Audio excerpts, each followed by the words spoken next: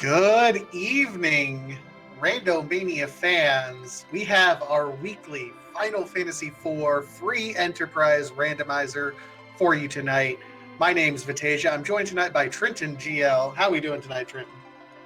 I don't know about we, but I'm doing all right. It's always fun time to see the weekly race, and we're starting with Dark Knight Cecil. Is this even random? I don't know, but I imagine we're going to be asking that quite a bit here.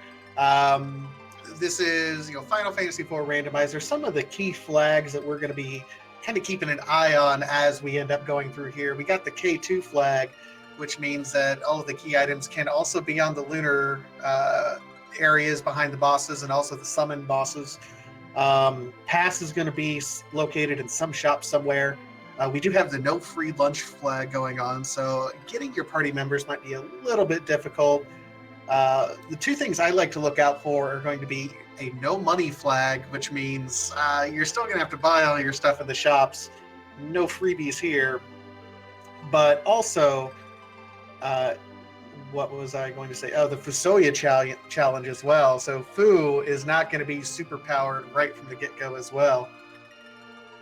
Glitchless also on, so there'll be no item duplication. You'll have to get your money the old-fashioned way and earn it. It also won't block all glitches, but it'll block many of them. So, for instance, you can't use the warp trick to get the Dark Crystal early, or the Dark Crystal item. You have to actually go through the sealed cave to be able to get it. Yeah, so this combination of seeds should be really interesting. No free lunch is pretty standard, and I know a lot of people know how to run it, but we'll get some early direction on where to go with this seeds. We have Night Dew 14, Sonicu 2008, Mecha Link, and I'm having a hard time reading these names.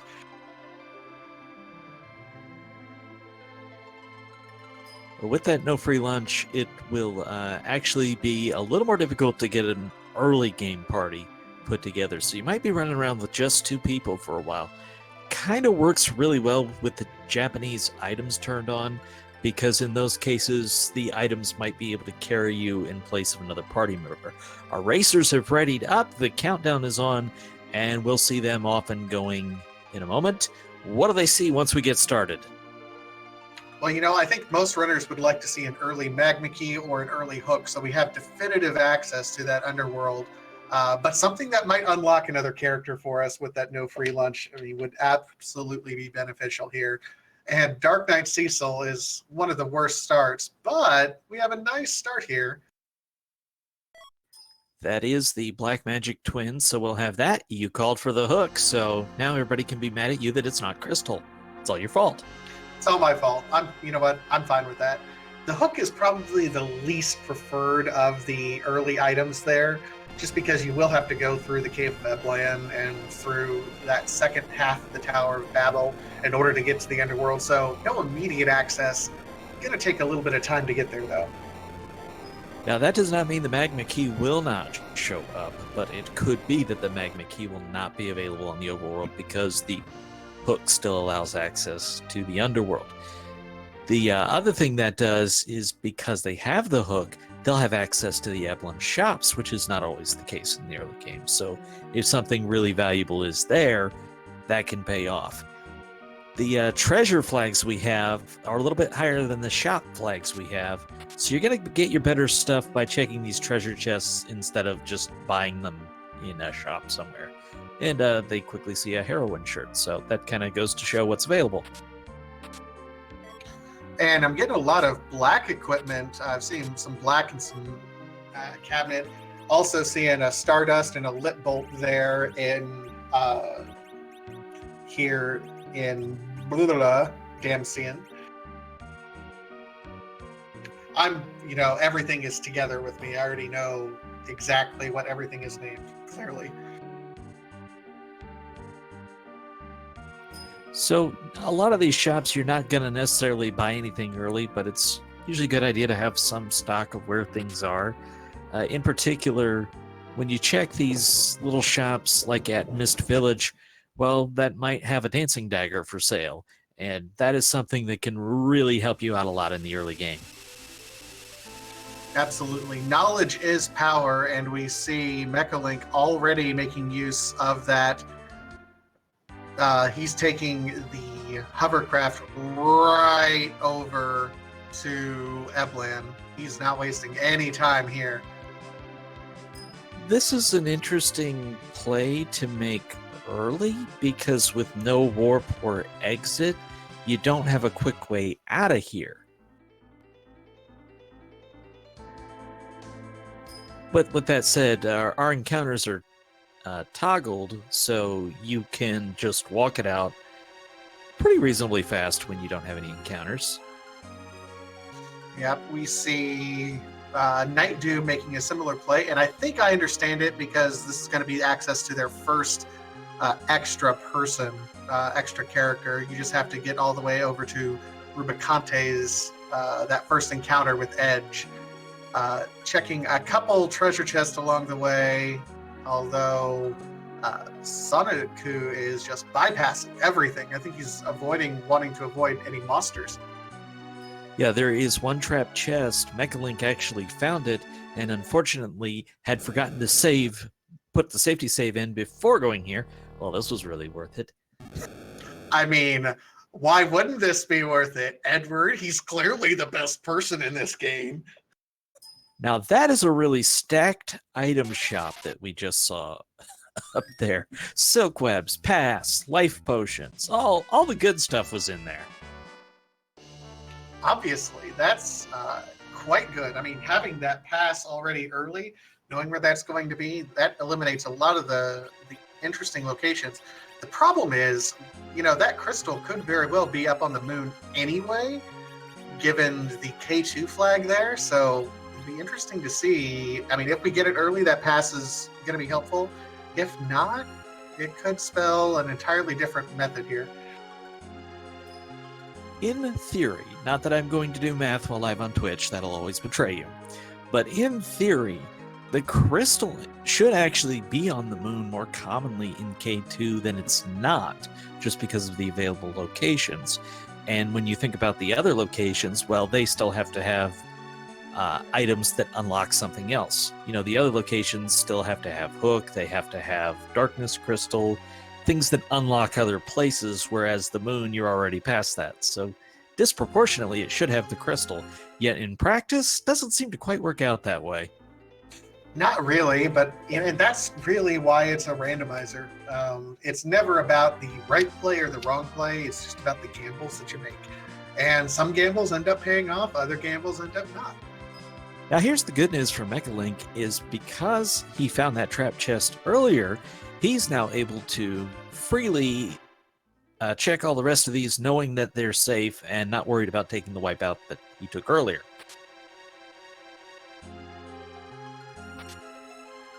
And because this is flagged as a later game dungeon, I believe, it's actually going to have better treasure in theory than, say, the Antlion cave is, which should have lower tier stuff under these settings.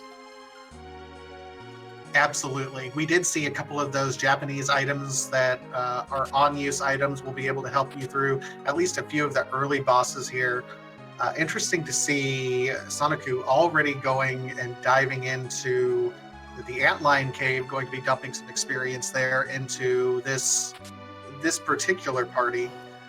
Did not pick up a lot of items though, and that might be a problem for Sanaku because he did not clear out that Eblan cave. See how easy of a time he has for Antlion.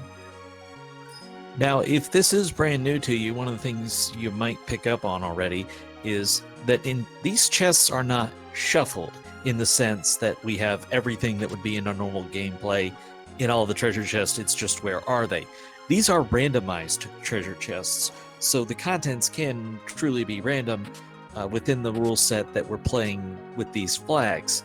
But that doesn't mean, for example, that you're guaranteed to find the crystal sword anywhere. Exactly. And to answer a question in chat, we have randomized encounters toggled. So right now they're defaulted to being turned off. The runners can choose to turn them on if they need to grind at any point in time. That might be something we see a little bit later, depending on what items we end up getting later. And Sanaku's entering our first boss battle here in the Antlion Cave. Blue Cloak is either going to be the Water Hag or the Fabul Boss Rush, and it is the Water Hag.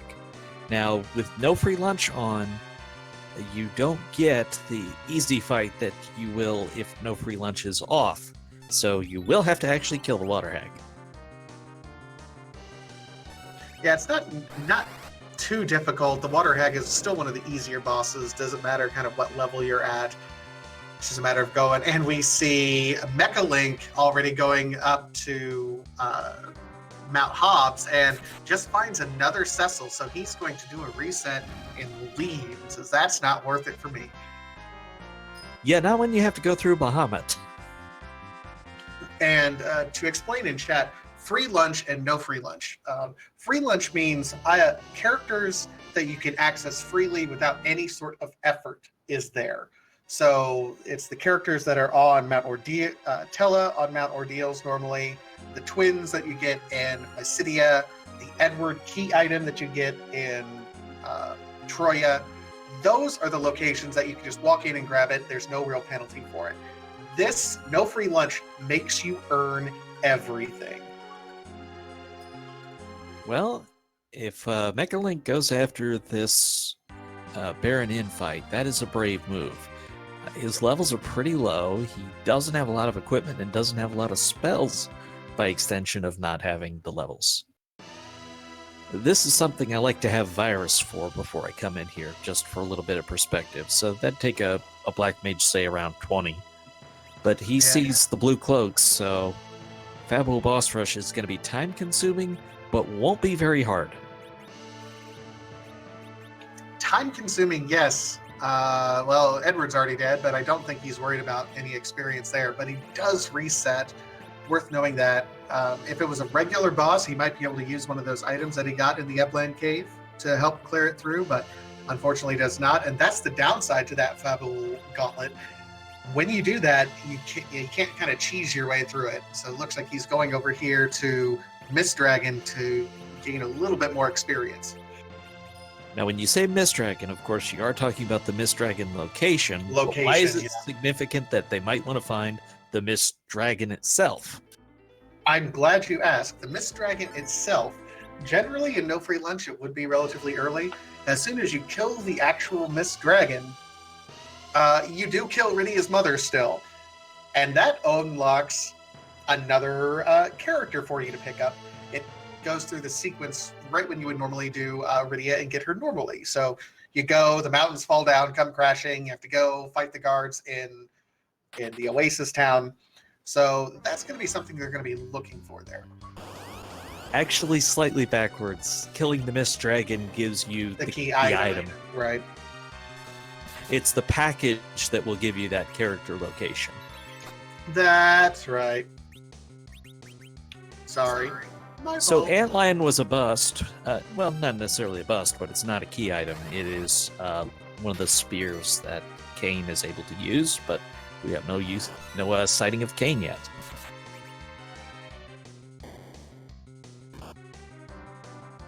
Evil Wall. This is kind of an interesting location for the Evil Wall in the Fabul area. I mean, it's slower, so you're absolutely liking that it's a little bit easier at this point in time. And a great question in chat, are the bosses scaled to your level? They're absolutely not. However, they're scaled to the location that they're in. That can produce some very interesting results because they're going to keep their script. That is to say, if you see Golbez, he's going to act just like Golbez does. But his actual stats, so for example, hit points, will be impacted by what location you find him in. So it can be a very fast, low hit point location. It can be a very slow, high hit point location. And that can really cause a lot of variation in the bosses. Yeah, for example, the script for where the Evil Wall normally is has a very high speed because it has a lot of filler in terms of moving a little bit and then attacking. Any other boss you end up fighting in that location will generally just have a ton of offense because it will hit you constantly. Night Dew does find that dancing dagger. Looks like it's here in Fabul. And a legend sword after you successfully defend Fabul. That is one of the key items. Of course, that'd be where you get Paladin Cecil, you would get legend sword in vanilla.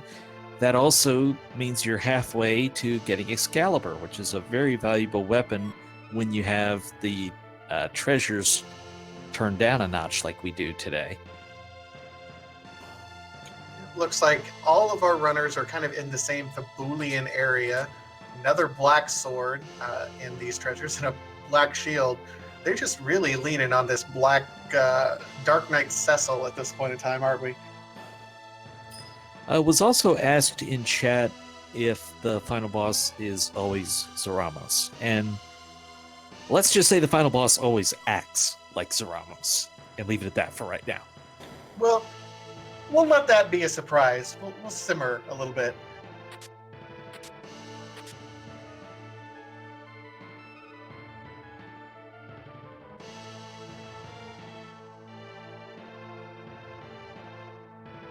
All right, so we're at the stage where you're kind of going around the world, seeing what you're able to do, seeing what you're able to accomplish. No one's gone to Mount Ordeal yet. 3 party members, it's a little safer than trying to do that on just 2. Ideally, you would have gotten somebody off of Hobbs and been up to 4 people, but that's not the case. So it looks like, in terms of any kind of progression, it's either work your way through Eblan or does something unlock from Mount Ordeal? I feel like Mount Ordeals is kind of the way to go if you went an early dip into the Eblan Cave. You might have some items to get you through those 3 bosses that you're going to need. And the problem is you don't want to dump a whole lot of experience into Dark Knight Cecil, so you don't want to burn too many bosses right now. We see Soniku going ahead and fighting Bahamut that is on Mount Hobbs here. Man, good luck. Bahamut's not an easy fight at this location. It's a pretty low HP location, so that part's not terribly scary. It's an interesting play to do this knowing it's a duplicate character, but the one thing this can give you is the treasure. And what I like is whatever you're going to do, give yourself a chance for it to work. So, of course, that is about to go out the window before I even finish the thought and say, hey, you can get to all this treasure that nobody else is getting to. And he immediately leaves. I mean, okay, sure. It does, however, give you a bunch of boss experience, though, so that's useful. And with the experience flags, Paladin Cecil's going to start over at level 1, just like vanilla, but he can catch up very fast, so. Absolutely. We see Mecha Link selling some of the excess gear. You know, inventory management is a big thing through this particular randomizers. You really have to watch how much stuff you have, especially with the J flags turned on. It's real easy for your inventory to fill up in a blink of an eye. So you always have to manage that and be aware of it as you're going through everything. Just real quick, there was a question about the vanilla water hag fight. That is disabled in the randomizers, so there's actually one boss who will always be out of the mix. Between all the Lunar bosses, all of the bosses that are in the game, one of them is not going to appear in any given playthrough because that location is not in. And I really think that's for the best, because if you think about it, you know, you can level in the vanilla game, you can level Edward up to be able to one-shot a water hag. Relatively easy. So it would have to have a ton of hit points to be able to go through there. So that place, can you imagine a Golbez at that water hag location with just a ton of hit points? That would be an utter and complete nightmare because it's like 45,000 HP in that spot. It just suicides when you've done 3 turns. Coffins are an interesting little item. They're very handy if you're doing a grind for experience against eggs in the subworld. So that's one of those little pieces of information to keep in the bank. Maybe you don't need those right now, but later game, 20 coffins could really save you a bunch of time. Absolutely. And we see Kobahi up here in the upper left-hand corner. Looks like he is doing the Mount Ordeals climb. It's really the only place where we haven't gone yet to try and find anything, so there won't be the character here where Tella would normally join. But if the bosses are favorable, 3 people, this could still be done. Also, if you want to get levels, you can turn encounters on here, and this particular area around the save point is pretty much your best bet right now.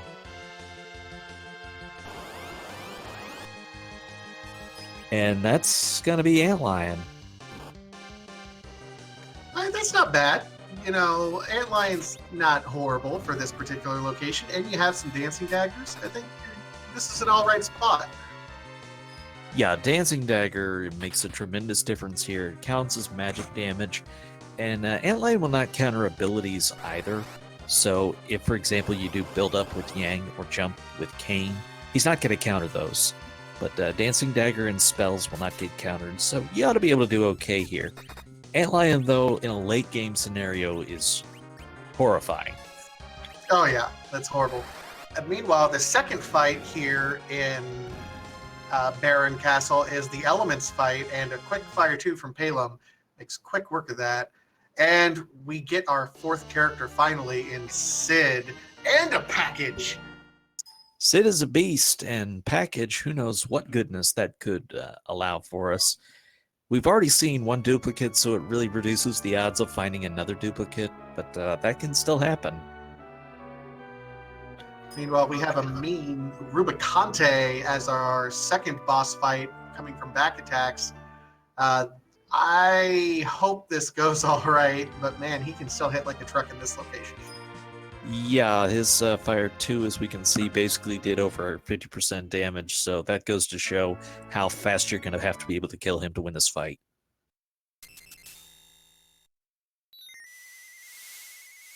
And it looks like Soniku immediately turns in that package. I see a Tella.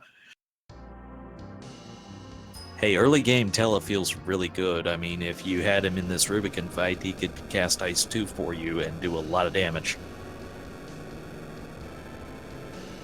So Soniku is focusing on building his party. You know, Sid starts out at a relatively high level. We have Tella starting out at a relatively high level. He's going to be much better equipped to get through this possible Rubicante fight up on Mount Ordeals a lot better than, say, some of these other runners who have taken a death up on Mount Ordeals right now.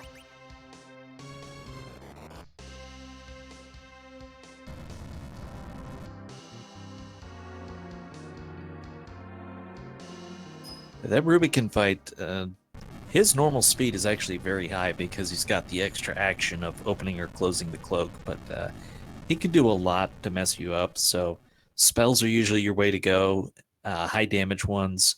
You might even be able to use the items that cast Ice 2 if you have them.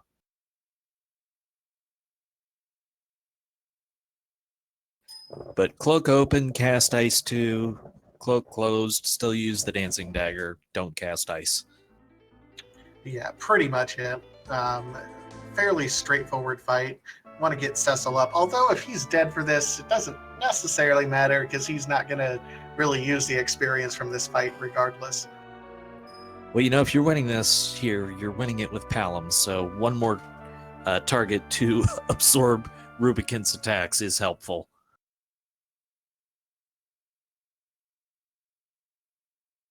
And he's through, so that's big.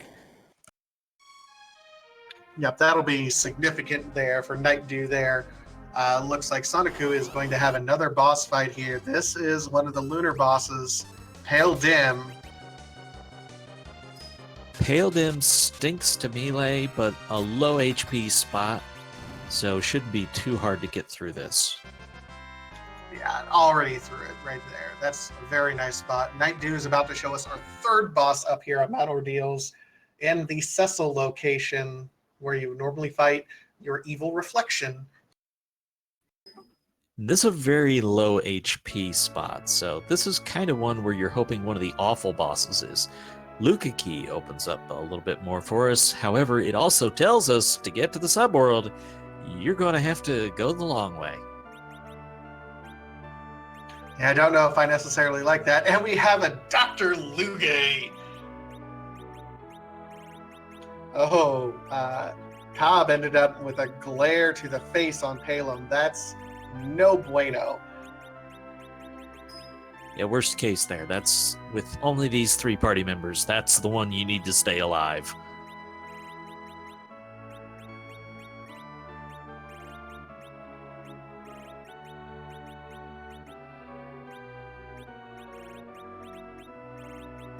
Cecil, they already got Paladin Cecil with a crystal shield, so this is a very great time for Night Dew to go ahead and transform Paladin Cecil. I imagine Soniku is going to be going up there before too long. Yeah, you really, when a location's easy to get through like that, you don't really want to leave that on the table before you go to the subworld. For example, with Magma Key, we're here, it feels really bad to go the long way first. Not to get too far ahead of ourselves, but we're going to face a fight with a lot of HP in the near future, and that's not going to be pleasant. No, absolutely not. Night Dew finishes off Luge, completes everything, so that doubly, it will unlock Tella once you finally get over there. Cecil is now officially a paladin, so it's not an experience dump if you just ignore everything that he does at this point. Really a great time to go ahead and do that. And able to use some of the better equipment. In the vanilla game, you don't notice it a lot, but Dark Knight Cecil's stuff just really isn't very good. And he's in fact coded in the game to not be able to equip a lot of good stuff. And that might seem strange because, hey, how would you get late game stuff with Dark Knight Cecil? Well, that's just the way they made it. So he's not going to be able to equip Diamond Armor, for example. Even Adamant Armor, which everybody else can equip, not Dark Knight Cecil. Yeah, it's one of those reasons why Dark Knight Cecil is widely considered to be one of the worst characters in the game, simply because he has almost nothing that he can do late game. Slightly edges out Edward for worst character, only because he can actually transform into a paladin, presuming that you can get here. We've all run into that scene where, Wyvern is sitting here at the Mylan Z area and just, mega nukes you before you have a chance of doing anything. Well, this Evil Wall's really giving Link the business right now. Mega Link has gotten through it, though, but took out Dark Knight Cecil, was causing him a lot of trouble. That was a little bit rough, absolutely, but he's through it. So he's going to be able to clear out everything here and gets that good XP.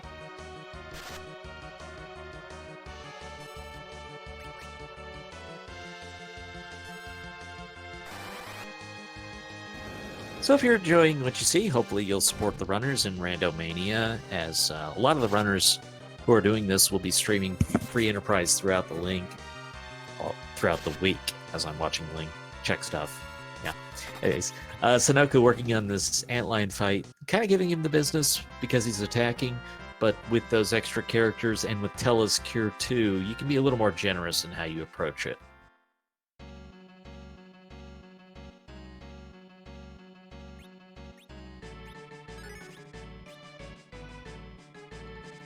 And this is going to be a pretty nice advantage to have Tella's spells unlocked with Tella.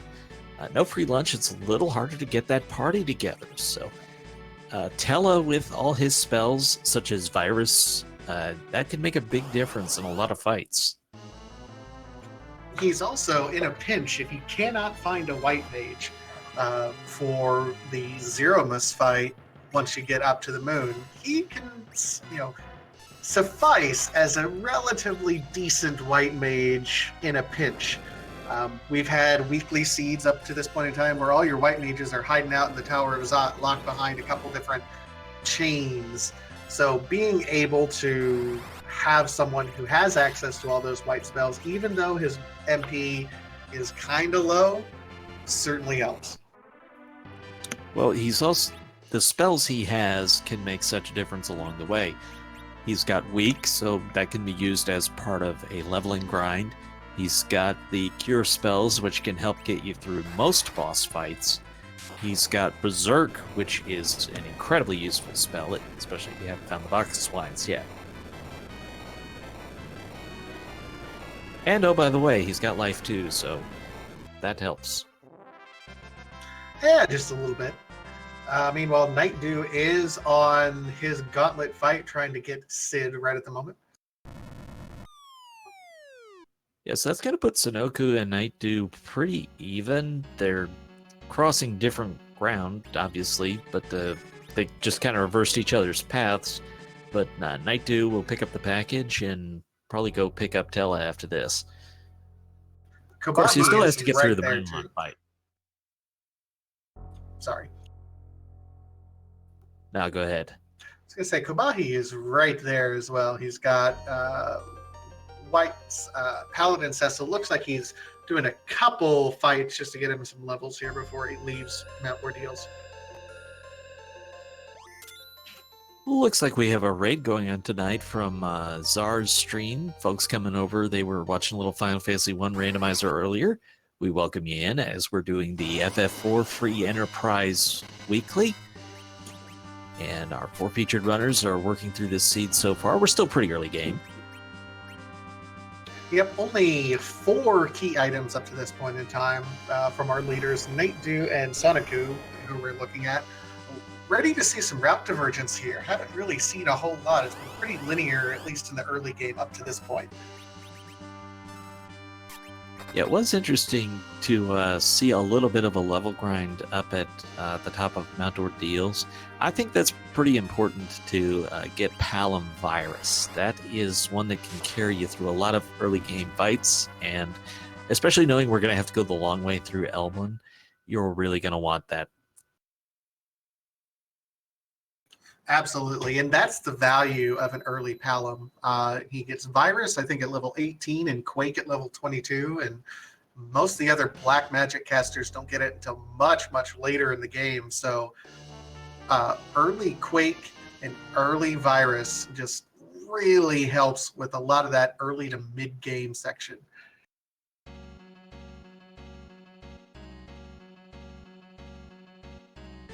And no, I'm not calling it Quack. I refuse to call it Quack. I'll call it Quack for bits. Sport Randomania, and I'll call it that. That's okay, that's fair. And thank you to Randomania for being such a great partner to Free Enterprise. It picked up this weekly early on. It was part of the... it was a real partnership to start making this weekly happen, and it's been a tremendous success so far. I was happy to be part of Racing Week 1. This is my second time around on commentary, and thanks to everybody who's decided to show up and enjoy the racing tonight with us.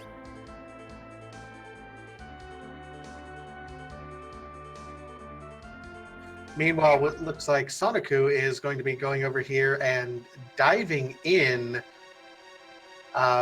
We might see our first dip into the Tower of Babel proper. This is still really early. Good pace so far. If you haven't checked those shops yet, you'd want to now. In particular, you want to know if sirens are available anywhere. Bacchus Wines, though, is big. Okay, Scallycatty, just for you. Quack.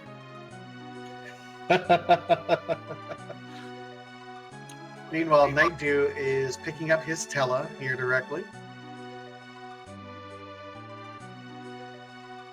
Now, the other thing that's worthy of note is there are different categories of these treasure chests.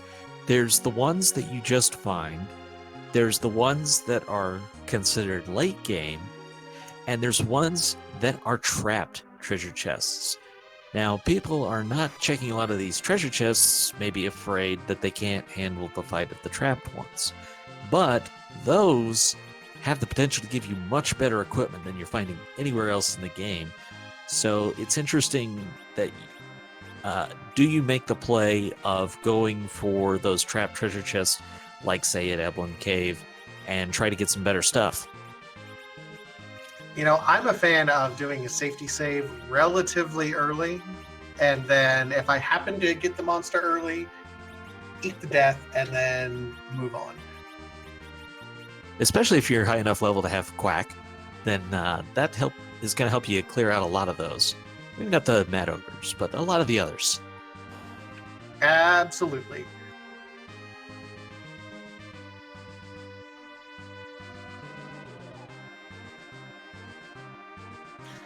It is worth noting that one of the key things about this particular randomizer that, you know, if you're brand new to this one, and it really kind of stuck out to me, is that the experience that you gain from the bosses is not split 5 ways. Every character will earn the full amount of the experience from each boss. So if you're used to just playing this game normally, you might think that they're gaining quite a few levels on just boss fights, but keep in mind, it is effectively almost quintupling the amount of experience that you get from every fight. And that's even before the ×2 that will come in once we have at least 10 key items. So, you know, it's really easy to just kind of follow the boss chain, so to speak, and level up through that way. All right, so 2 boss fights in this location. First one is the dolls. This replaces Edge's parents that we would fight here. So this is the easier fight, but they will have to beat the dolls. But coming up after this is one that could be really interesting. Stay tuned.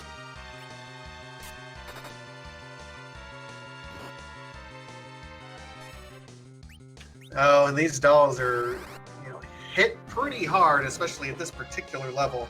We see Nightdew actually taking a dive into Eblan Castle. With the safety save, I really like this play because it's a bunch of treasure chests that are sitting here. You don't have to deal with encounters for everything but the Mad Ogres. You're going to kill pretty easily with the resources you have available. Mad Ogres, you wish you had Vomit.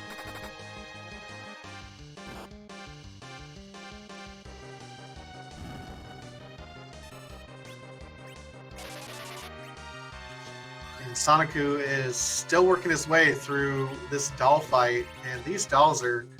Did these dolls give you nightmares when you were a kid, like they did me?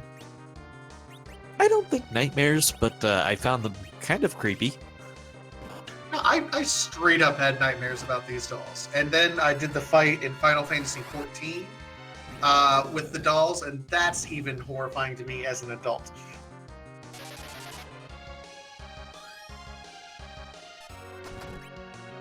All right, so Soniku working through this and is in pretty good shape. Just was killing the dolls pretty evenly to try and not cause the merger into second form.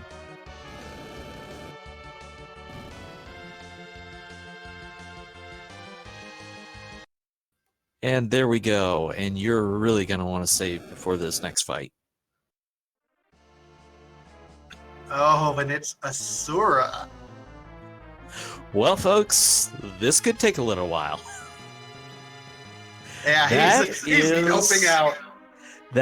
Well, he's gone back to the save point at least, but that is quite literally one of the worst fights we could see there. So everybody who's played this game probably knows what a nightmare that Asura fight is to begin with. And now, here, she's going to have 25,000 HP, and we don't really have a reasonable way to kill her. We don't have a way to cast Wall on her, in fact. So we're going to need something else to break this open. Walla can't cast, or Tella can't cast Wall? I don't think he has Wall. Am I wrong? If I'm wrong, Yeah. I'm wrong. Yeah, I'm pretty sure he has Wall. You know what? You're right. There's spells he doesn't have, and I was just thinking that was one of them. That will help a lot, but this Asura is still going to hit hard. Quake will work through the wall, but he doesn't have it on Porum yet.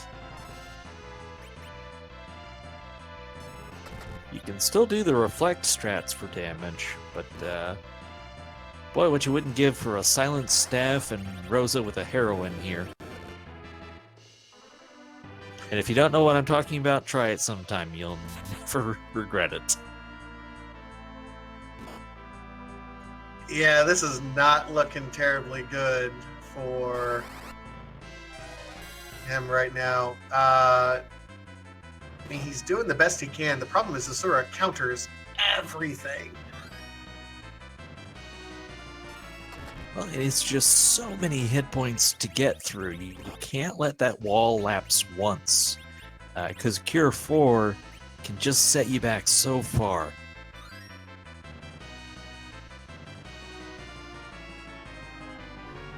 Yeah, Soniku is not in good shape. And now he casts Wall on him. I wonder if maybe that was an attempt to use the Star Veil on Asura instead of Cecil, or maybe he wanted to be able to reflect spells off of Cecil. It's possible. Up here on Night Dew side, he does find the 3 Ogre, but has an Hourglass. So he gets to use the Hourglass to effectively stop them, turning this into, from a difficult fight to a relatively easy fight. Well, that's what a difference the right resources can make. But these things are really high HP. So annoying.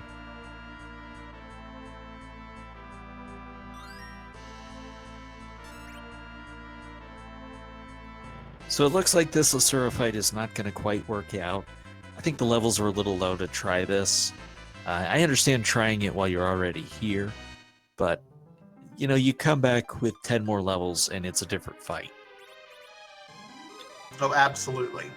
I would love this fight if it was a little bit later. Night Dew is able to go ahead and clear out all of Eblan Castle, completes all of the monster checks, so does get do a relatively good job of even gaining some levels as he's going through.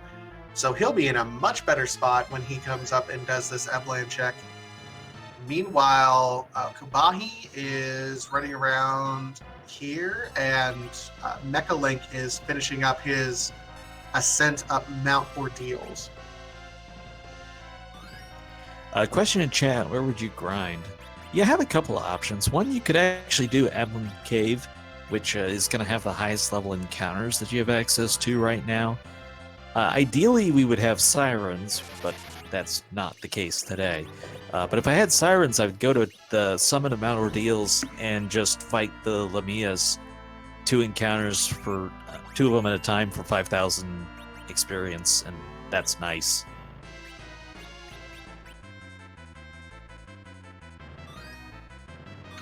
Night Dew, with those levels that he got in Eblan Castle, has, all right, I'll say it, Quack.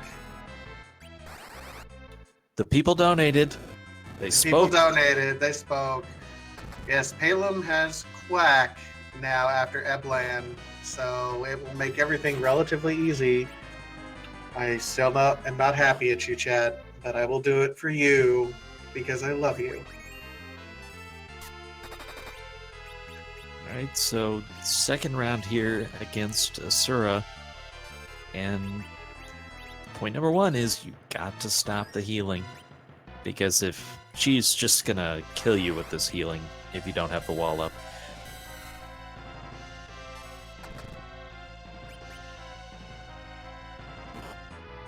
Reflective Virus starts to go a long way, though. No, it does go a long way. It's just a matter of getting through everything. And that was a clutch Cure 3 on Sid there.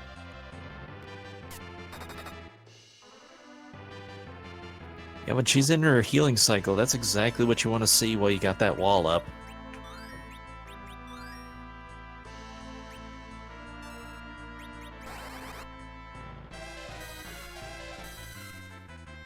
Also worth noting that we are playing with the glitchless flag on tonight.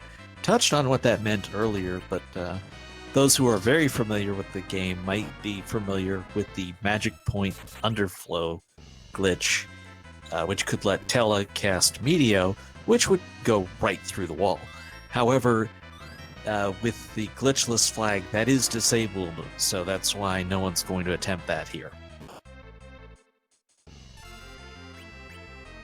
Yeah, the glitchless flag is really interesting because there's also the item dupe glitches that you can do that people have used to create an infinite copy of certain weapons in order for Edge to be able to throw them.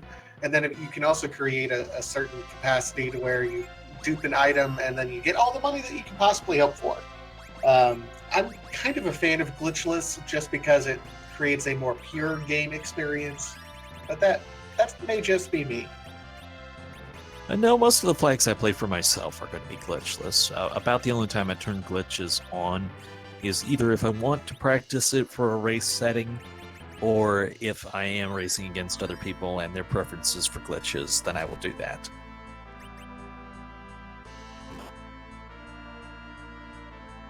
So you're not alone. We all have our preferences, and that's completely okay. That's one of the nice things about this particular randomizer. It may be overwhelming for a lot of people if you're coming from other randomizers with all the different flag options. There's nothing that's really standard per se, but once you get it all down, and once you start seeing how everything works and interacts with one another, you develop your preferences, you can kind of see what's going on, and you see how much each flag changes everything. Yeah, so there's two great ways to help you get started aside from all of the resources that we have available for new players. Every week you've got two things that tend to be going on.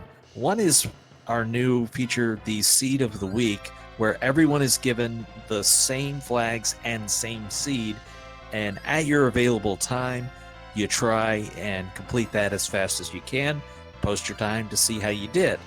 That's a blind posting, so you don't know what time other runners have put in. You just put in your best time and then find out where you are. The other thing that usually happens throughout the week is we know what flags are coming on this Monday weekly race, so people throughout the week will say, hey, anybody want to do a race tonight, weekly flags? And that'll be how those come together.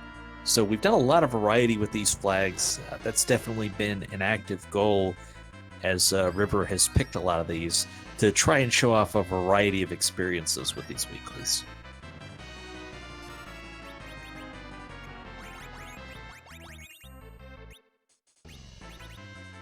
So Soniku is in kind of an interesting position right now in that Cecil is the only one alive.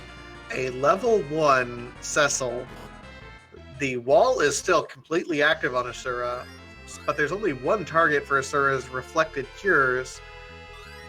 This could take a very, very, very long time. It's where I wish you just turned on those encounters, go get a fight, get Cecil 15, 20 levels. You'd have so much more damage output here.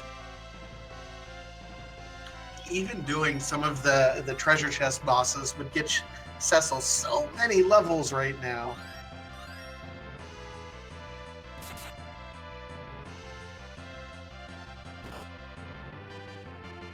But that said, I fully understand once you're in a fight, you don't really like the idea of resetting out of a fight. Oh no, I mean, I can completely understand it. Especially after you've spent all this time. It's at the same time, it's the sunk cost fallacy.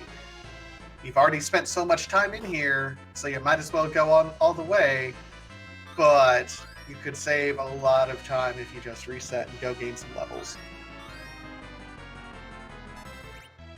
And if you get the wrong sequence from Asura, then those heals might not keep coming, and that could be really problematic.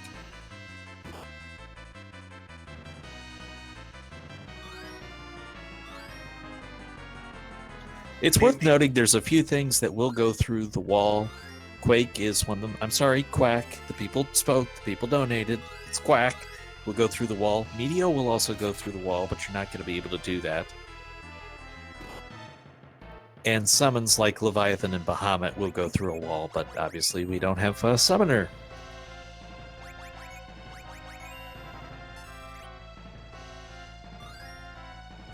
So at this point in time, all of our runners are kind of in the same location. Night Dew is starting his Calbrenna fight right now, which is just before Asura.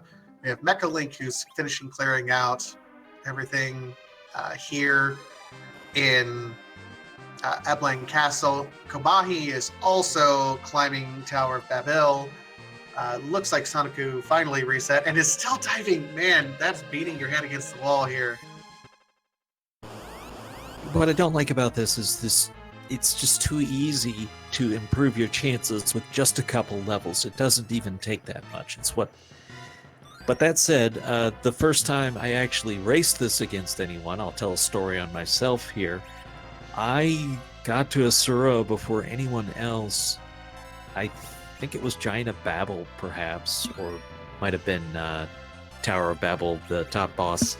Got to Asura and just wasted so much time in that fight because I didn't know that Quack would go through a wall. So sometimes you just need to learn an extra little piece of information or two to do these well. But I myself have lost a lot of time against this boss. Mecha Link takes a death there in the castle of Eblan while leveling through everything. Night Dew is now on the same Asura fight, although Night Dew has gained quite a few levels. He's going to have a significantly easier time on this Asura fight right now over Soniku, I would venture to guess.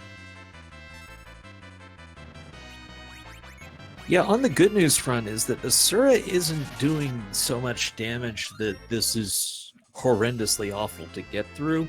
It's just that it's enough damage, especially against a low-level party. And that's part of the temptation when you're racing is go fast, go fast, go fast. Don't take those extra fights. Gotta go fast, gotta go fast. And then here you are. I think that's some of the mental game in any sort of speed gaming when it's a randomizer where it's not necessarily a scripted fight, a scripted start to finish even. You know, in a randomizer, if you make a mistake, you might think you're behind, you might think you're ahead, you might think you have to make certain plays in order to play catch up. In Soniku's case, I'm thinking he might even think he's behind at this point in time, trying to make plays, trying to win at this point. Night Dew took the time to go ahead and do it, and he's having a significantly easier fight over here on Asura. Kobahi is now also on Asura, also has gained levels. I would imagine Kobahi is even going to finish this Asura fight before Soniku. Well, no one has gotten past it yet, and we mentioned as soon as we saw it, this is one of the worst spots to get this fight in. It really is. And think, we got an early hook. This is kind of our gateway into the Underworld. This is the intended path. So, sorry, runners. Have fun.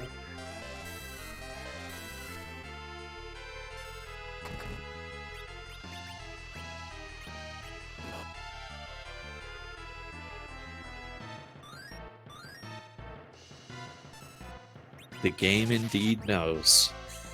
That's about all you can say about this. Absolutely. So Mecha Link going back up into the tower, or Eblan Castle rather. Kobahi also going through the fight. Again, Sid's down. Looks like Night Dew might be slightly higher level at this point in time than Kobahi. Slightly, not by much. Very nice damage from the Quack. Doing about 10%, it looks like.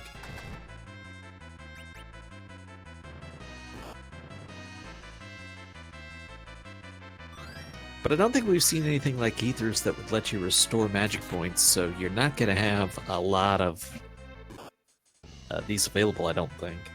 We might have had Ether ones for sale. Maybe, but ethers are just astronomically expensive compared to other items in the game.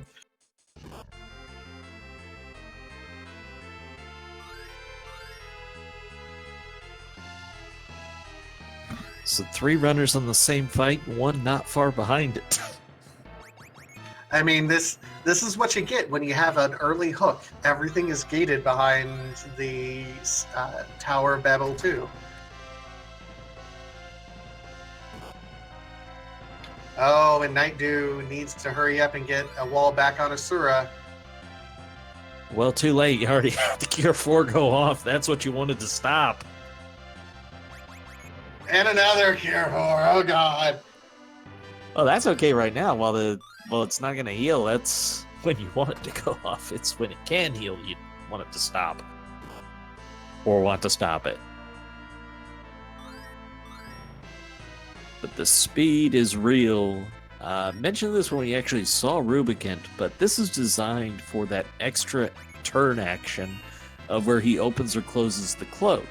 So that doesn't do any damage to you, obviously, but when you put in another boss into this spot, all of a sudden it's got that speed planning the extra action that is a no damage action, now causes damage instead, or heals in the case of Asura.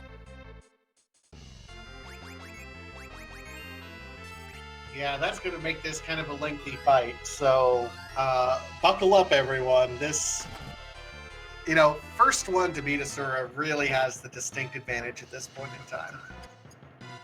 And that's going to be Night Dew. He is through. And even after those Cure 4s went through, GG Night Dew, and levels for everyone. You get a level. You get a level. I feel like Oprah here. Everybody gets a level. Cecil gets 3 of them. That, by the way, one of the great quality of life changes that Boardface has added with the randomizer. If you ever had occasion to see enough experience in vanilla game to level up multiple times, you have to sit through Sid gained a level, Sid gains a level, Sid gained a level. Now the game will just say Sid gained 3 levels. So that was one of those little quality of life changes that have happened that help make free enterprise so much fun. Yeah, and that particularly helps when you have an early game Cecil.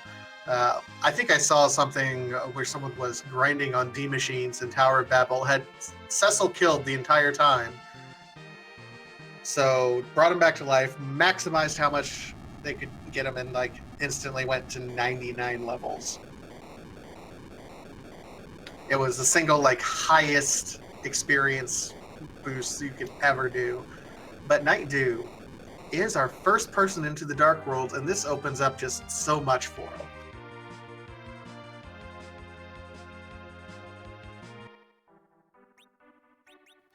All right, so Dwarf Castle, or as I like to affectionately call it, Lollyho Castle, you have a character available and you have an item available, so it makes a lot of sense to come here.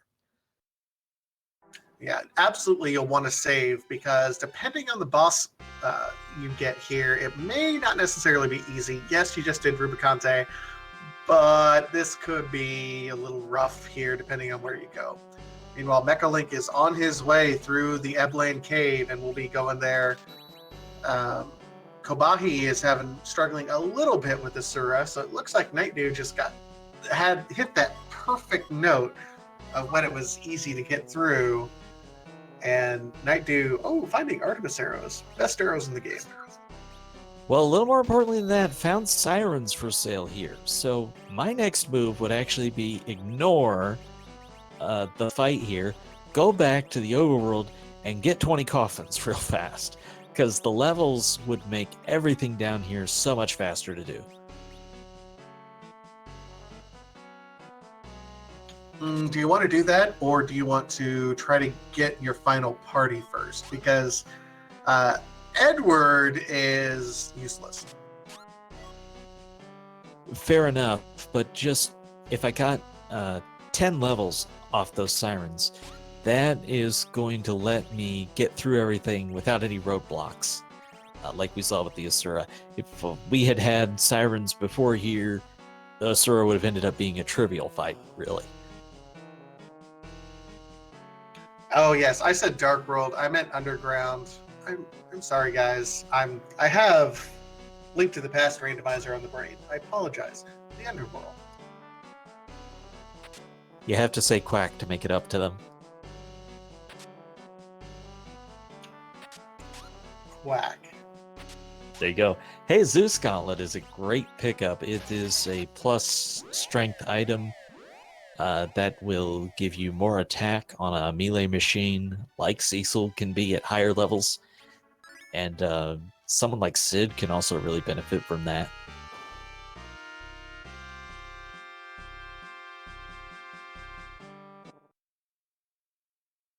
All right, so Night Dew, and it looks like, is that an Odin fight we're getting ready to fight?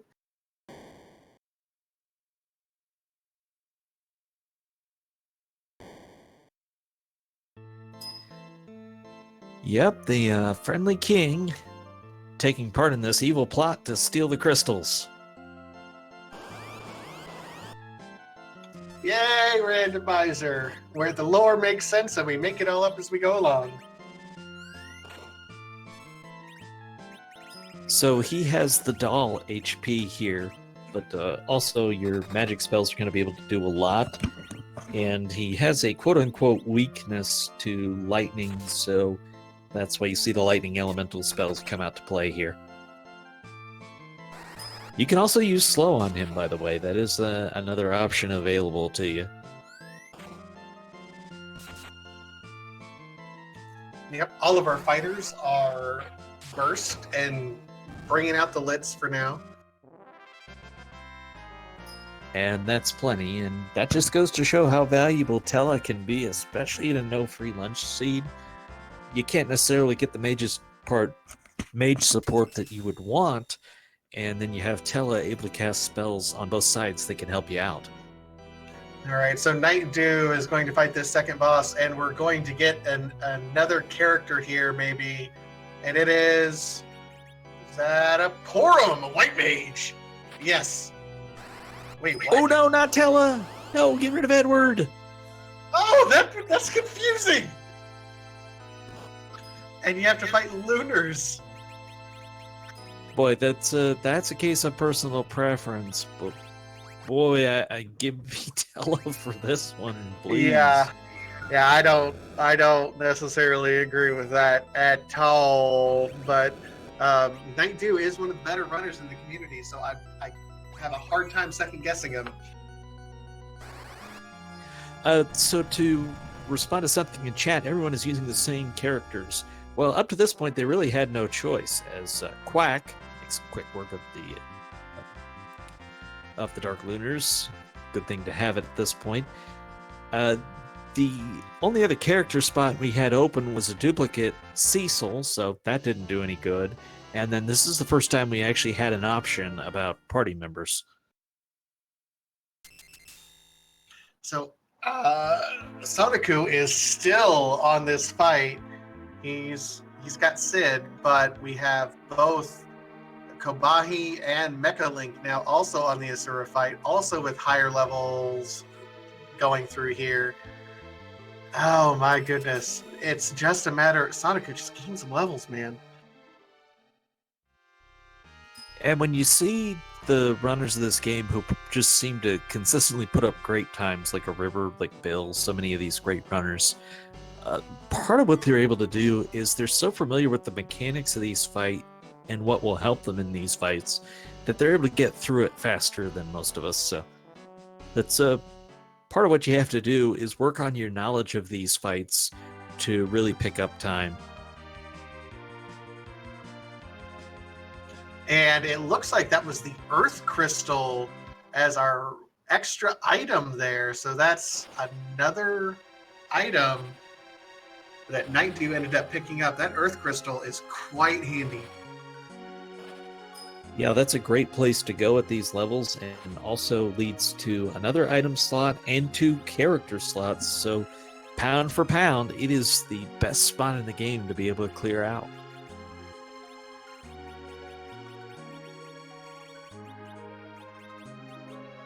Looks like he's coming over here to the cave of the summoned monsters, hoping to pick up another key item here.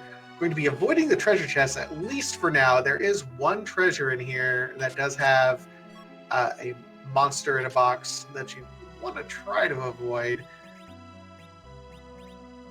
But when you're not worried about encounters, you're not worried about casting float either, so it's very fast to get through these dungeons. And there's a question in chat that I feel in particular qualified to answer. Is free enterprise a more quote-unquote linear compared to LTTP rando? Pat Frapp, I will tell you, in my experience, it's not necessarily linear. There are fewer chances for divergence, absolutely. But those divergences happen, and it can be a long time before you get back on a path. So fewer choices, but more meaningful choices is what I'm going to tell you. And that's someone who's played a heckaton of both LTTP Rando and FF4 for the Enterprise. I'm a little curious that Night 2 didn't check the shop there, but I guess when you already know where coffins and sirens are for sale, maybe there's just not a lot you're interested in right now. However, with the subworld, the shop available purchases should be slightly better. Looks like we had 2 resets out of the Asura fight at almost in synchronous. Yeah, it looks like Kobahi is actually going to try to gain some more levels here.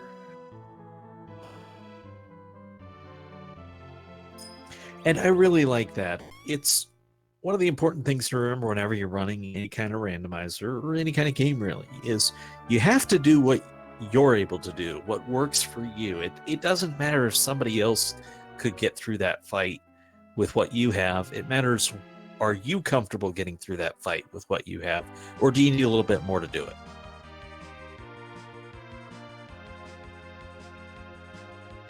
So Night Dew went smacked Young in the face with the pan that he ended up picking up in that wonderful spot in the land of summoned monsters. So that is 1, 2, 3, 4, 5, 6 key items.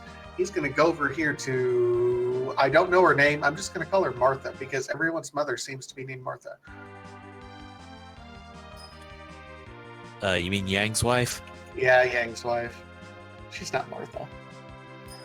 I think the pan had to be the chest in Summoned Monsters. I couldn't actually see the text, but that was the only reasonable location it could have been in. Yep, at this point in time. So Yang's wife was named in later versions, so her name is actually Sheila, but I still like to refer to her as Yang's wife since that's what the game actually calls her. Oh, it's Sheila. Yeah, that makes sense. So we're going to get 2 more key items here, hopefully. Well, we get a weapon instead, but it is a good one, and actually 2 good ones, but no key items is a little unfortunate. So that tells us the next stop has to be using the Earth Crystal. Yeah, 2 great weapons, the Masamune and the Dragoon Spear. None of our characters can use them, though, unfortunately. So we're probably heading out. We do actually have 2 choices right now. One is to take the Earth Crystal bait, which I prefer because 2 characters in an item spot is the best you can do. The other option is to take the Luca key down through the sealed cave, and that opens up another item spot. So either one of those could potentially be our next step for progress. However, the characters that maybe let me replace Edward with, say, Edge, that feels good. So I'm going to take the Earth Crystal personally. Yeah, I'm right there with you. Right now, you haven't dumped a ton of experience into Edge, so it wouldn't be a huge waste. You haven't done any grinding yet, so absolutely go ahead and do so. We're still... Man, Soniku is still on this Asura fight. This is the same fight. Yeah, so we've actually had our first runner drop out, and I'm gonna, without having seen what happened to them, assume it was that fight. The silk webs are one of the J items that are available in this seed if you're not familiar with them. There is actually a complete guide that'll tell you what the J items do on the Discord, but that will cast slow, and since it's an item, anyone's able to use it, so it's very valuable.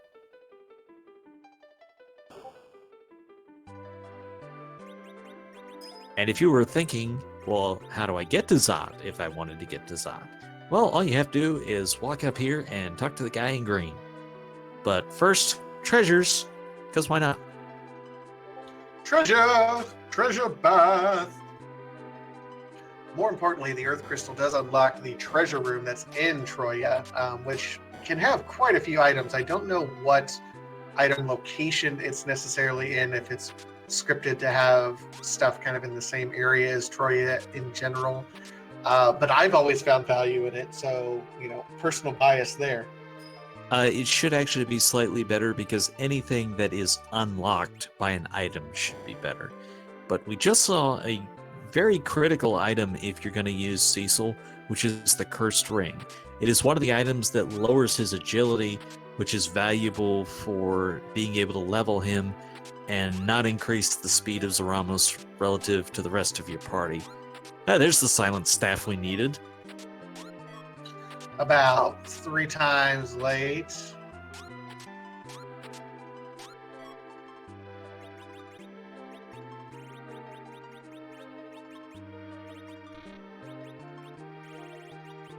Okay, I'm being corrected by Silverfire, and I believe it that T3 basically keeps things the same in all of the treasure chests.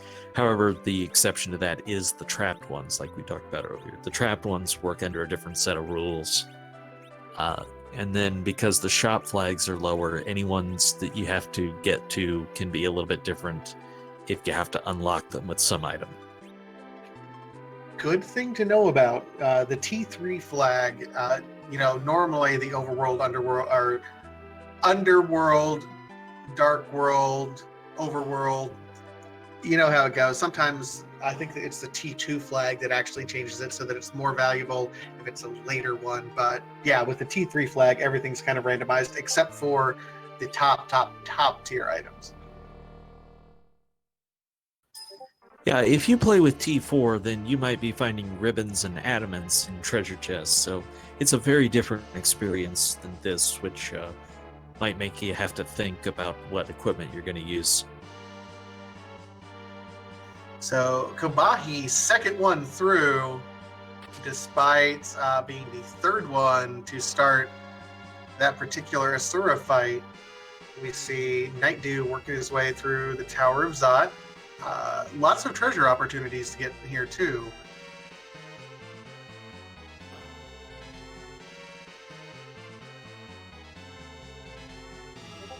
Did you say Dark World again? Well, I wasn't. I did. I guess I just wasn't even thinking about it this way. You can call it it's anything gonna you want. happen. I'm sorry. Just remember, there's life outside of Link to the Past. I'm working on it. You know what? I have a Link to the Past problem. I fully admit this. This is part of my 12-step program to move past. I appreciate everyone's love and support getting through here.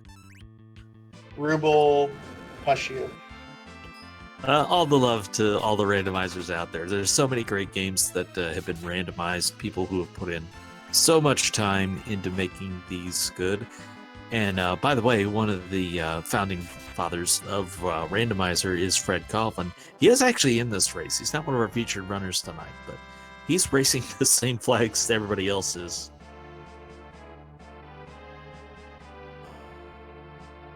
Okay, so Ko didn't actually get through. I was wrong. He went and grinded a little bit more. Mechalink is now on his Cal Brenna fight as well. Yes, I think what happened was he stopped in, did some grinding for levels against the other encounters in here to hopefully make this an easier battle. And that's what I was suggesting, was you gotta do whatever will help you get through this fight. Yeah, and I think one of the early things that everyone needs to know when you're running through this particular randomizer is sometimes you have to reset. Like, do not be afraid to just reset and say, this fight is not going well, or I can't do this, or this is not a long cutscene I want to take part in. Reset. You will save so much more time. Is this Vanilla Magus Sisters? It is Vanilla Magus Sisters. So, do you want to ask it or should I? You can go ahead. I got the last one. Is this even randomized? All right. So just to kind of recap where we are with our featured runners, 3 of them are on Asura, and Night Dew was able to get past Asura. Oh, that's an Iridia there. An adult Iridia already. Haven't found any extra summons yet, but that's an attractive option to kick Edward to the curb there. Yeah, she will have the summons of Adult Rydia unlocked. And an edge.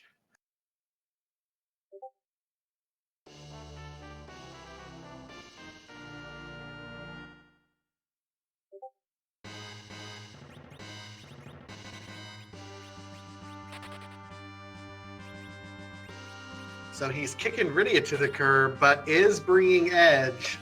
You know what? I kind of like that. I'll respect that play. You want to keep a Sid that you've dumped quite a bit of time in, so you don't necessarily want to get Rydia, but you have both Murasame and Masamune here for edge. Not to mention he's already kind of at the same level there. He's kind of a beast right at the moment. Yeah, the Rune Ring would be a nice pickup though, but maybe he remembers picking up a Zeus Gauntlet and he's looking for it. The Rune will give you great magic defense. I can kind of understand not taking Rydia. She... how do I want to put this? Okay, so for new casts, you're probably better off without her. If you had Leviathan or Bahamut that could tilt things the other way, she could be extremely valuable for that. But I can understand the decision not to take her here, because already having the black magic spells is going to be more valuable. Absolutely, I'm on it there. I mean, Rydia also starts at, I think, level 1, right? So, I mean, you have to start from scratch with her. May not even necessarily survive this next fight, whatever it may be. And it's the Dark Elf, so the way this works is you have Phase 1, you have Phase 2, you just don't have the Twin Harp in between here. Question in chat, how long has Sunoco been on this? Well, I wasn't keeping track at the time, but I feel pretty confident in saying well over 20 minutes now. Oh, absolutely. Sonoku was the first one to Asura, and he was there by a solid little bit. I mean, I would say anywhere between, the 30-minute mark, 30 to 40-minute mark, he was on the Asura fight. Took a death once, came right back, didn't bother gaining any levels, and he's been on this same fight with just Sid for this long. Yeah, meanwhile, Night Dew is past the Dark Elf, and this is also, by the way, how Rosa learns Exit. It's a scripted event. Kabahi looks like going to be gaining some more levels, maybe? Or backing out? Well, let's see. This is Subworld, so they didn't have sirens, but yeah, I mean, this is probably the best experience location you can get right now. If you're not going to do the Eblan chests, if you didn't already do them, then turn encounters on in here and get more levels, and you're never going to complain about the additional firepower of more levels. Yeah, it looks like he's walking out in order to do the Eblan area. Yeah, I mean, at least turn on encounters as you're walking out here. Get a couple levels. Meanwhile, Mecha Link is still struggling through this Asura fight. And Night Dew begins his grind. He's going to get up. I mean, he's happy with this party. He's going to go for it. Okay, here comes the egg grind. I believe it's 1800 HP in this spot. So Virus will probably be enough. Quack would probably be enough to kill it. And you get a few levels on Edge and he'll one-shot it easily. It's not as easy of a fight as you possibly could be doing, or at least not as few levels. You don't have the 10 key items necessary to double your XP. Although at this point in time, if all you're looking for is levels, you're good.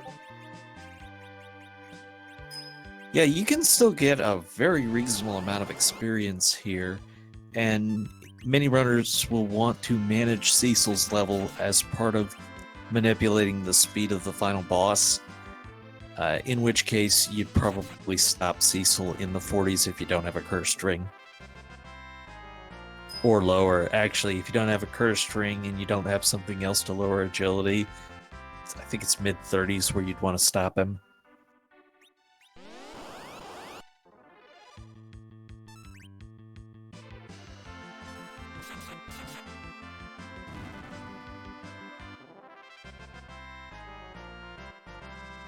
And Soniku finally resets.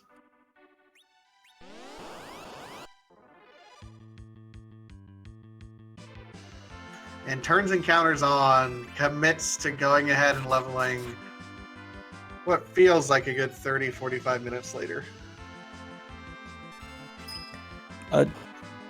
So I don't want to belabor the point of Cecil's agility, but the speed of Zaramas is based on that. There's a lot of details about this in the Discord to read more. But needless to say, his ideal level, it's not a level, it's an actual score on his agility. And that is going to vary based on the equipment that you have.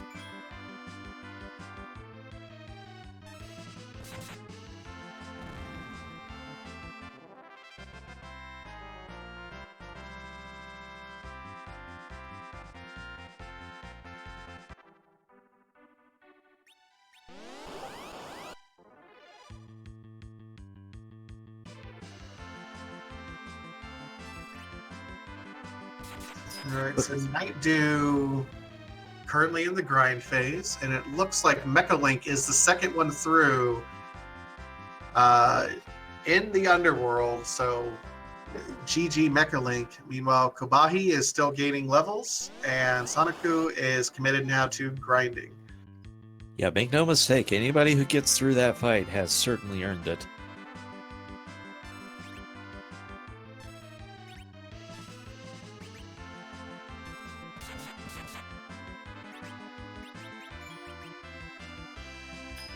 And Night Dew showing off exactly how you do this in this situation. The coffins would take out the egg before it would just automatically take it out. But he's trying to make sure that he does enough damage in one hit that the egg doesn't hatch. That dragon will do quite a bit of damage to you, especially at lower levels, so you don't want to let him hatch whenever possible.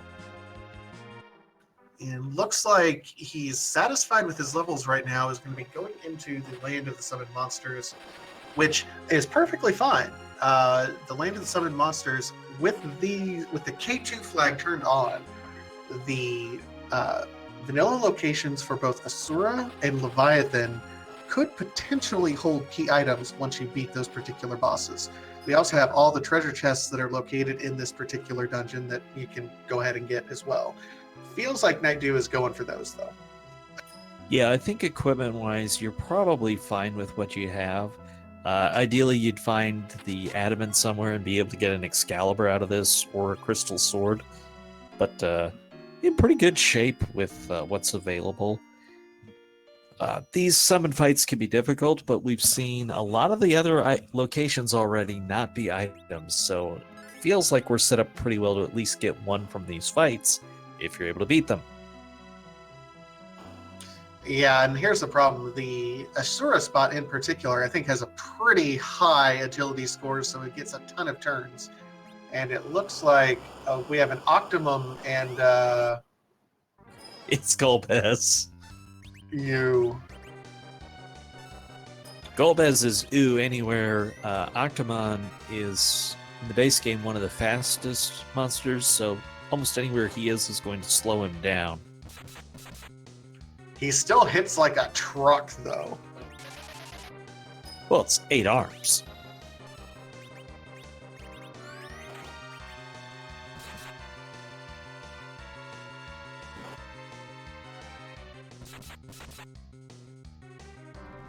Yeah, he's one-shotting our mages right now for Night Dew. If you're able to keep Edge alive, and Blink is a great way to do that, then you're going to win this eventually. How many people are alive at the end of it is a different question.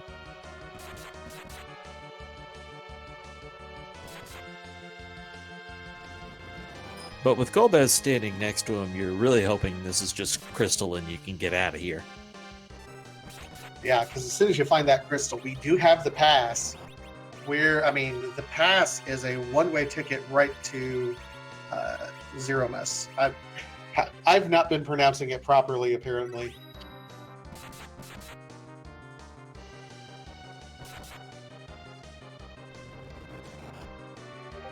Well, hey, these names are spelled, not said, so. That's true.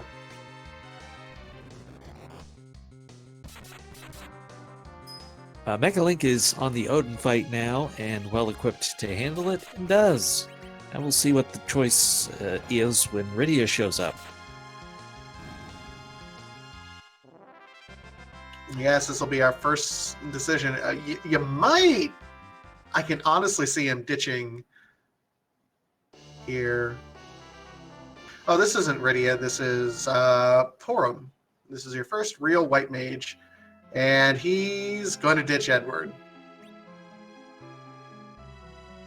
Okay, my bad on that one. Yeah, we've had our second runner drop out now, and I can really understand that. Most weeks, everybody tries to finish it out, even when it's maybe not gone their way. But this is such a roadblock. You can understand where some people are going to decide to move on. Yeah, it's hard to blame anyone. Once you hit this particular location, Asura is just horrible anyway. And in this particular location, if you happen to not get Tella for whatever reason, this would be an almost impossible fight. So this is one where you want to get the walls up, and what's going to happen here is Cecil is going to live, and between Edge and Porum, one of them is going to live.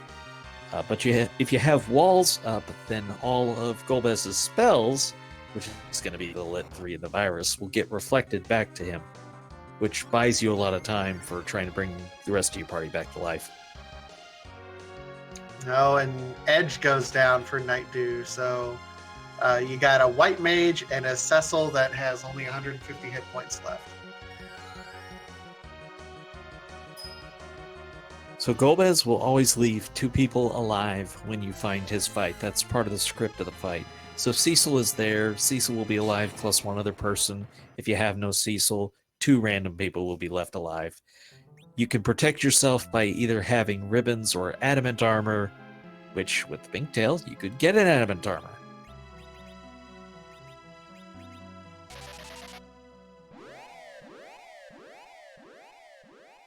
Or you can just move on, because that is a hideously ugly fight right now. Yeah, that's not exactly something you want to commit a lot of time to, at least right now when you have a lot of other things you can do in Night Dew's case.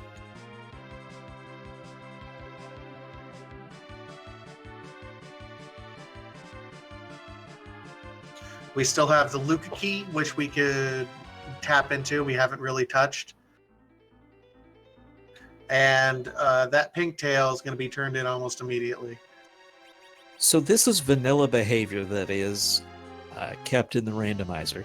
If you farm enough of the pink puffs to get a pink tail, you hand it in here and you get adamant armor. That is vanilla behavior, and depending on your flags can be really valuable because you know one person is going to get a lot.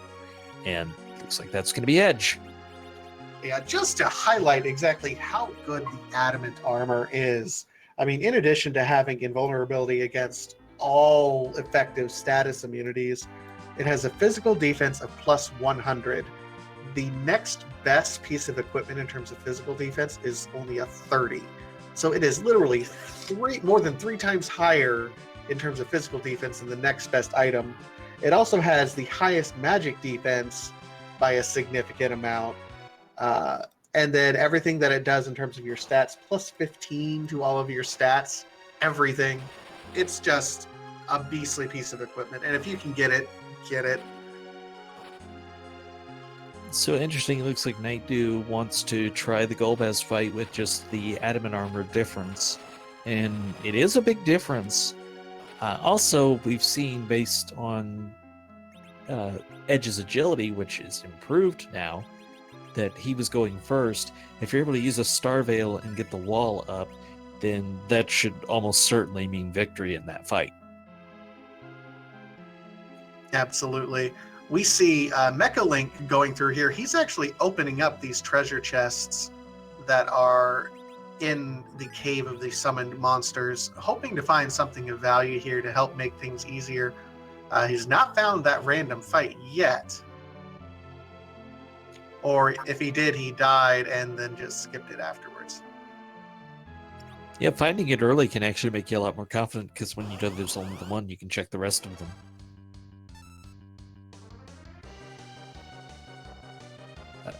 Soniku has Quack now, so able to do much more against Asura. You know what? It's been an hour and a half. I think the Quack bits wore off, and we can go back to calling it Quake. A little bit. It's okay. You notice, even with that adamant armor, Edge is still invulnerable to that horrible, wonderful Demolish. Paralyze and the demolish.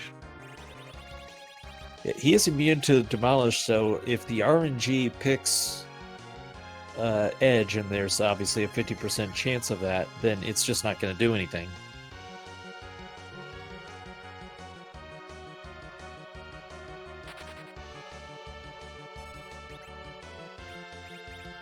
Alright, Starveil on. Now we should have no issue. Yeah, you're kind of sacrificing Cecil at this point in time, knowing that he's going to take a punch to the face eventually. But Edge is going to carry you through this. Yeah, Edge with that adamant armor, Moss immune, Ross immune, he is just going to be beastly here, doing 3,700 damage there. Plus, with the Reflect, Golbez is going to be hurting himself. I think that's already over 12,000 damage. I'm not quite sure how many HP this particular location will have, but it's over already.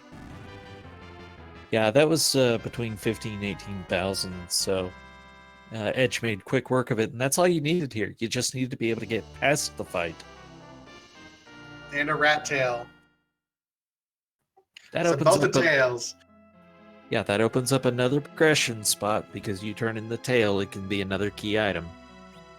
But we do have the Luca key, and how long are you comfortable ignoring that?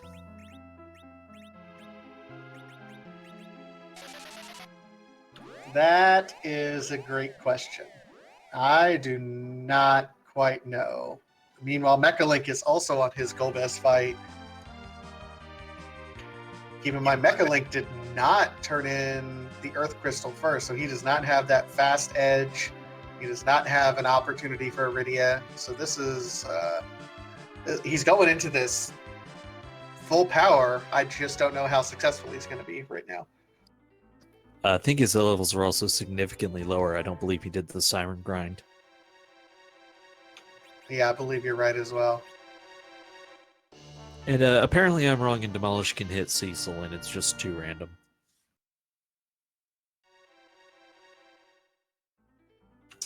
Night Dew ends up finding the spoon, another key item that is otherwise worthless other than Edge throwing it into the heart of Zeromus.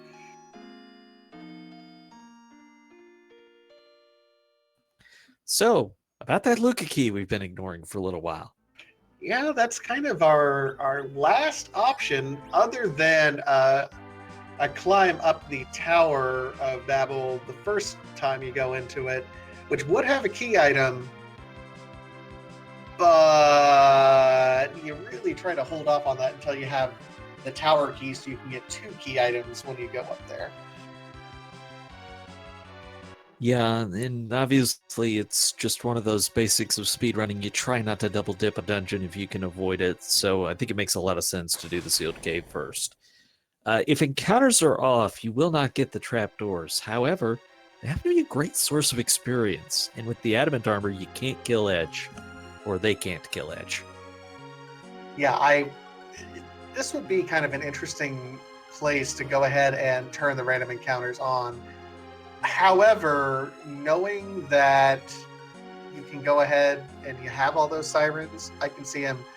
He's not even opening up treasure chests at this point. He's just full going to the back. He wants the key item, and that's it.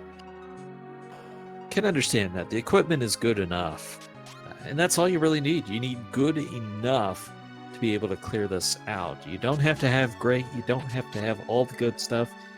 Sometimes you're just going to have to get used to the idea of doing it with worse stuff. So that's why a lot of runners will do what's called a cataseed, where you make the flags as hard as you can, and it helps you learn to do more with less.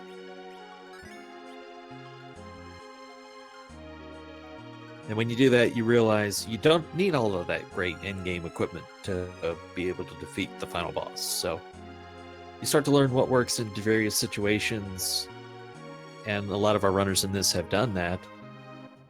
Obviously, there was no easy path through this round, or we would already have a runner completed, but so far no one has. That is the tower key as the Luca key item, so that's a great find. Now we can confidently do the Tower of Babel and know we're able to finish it, get both items.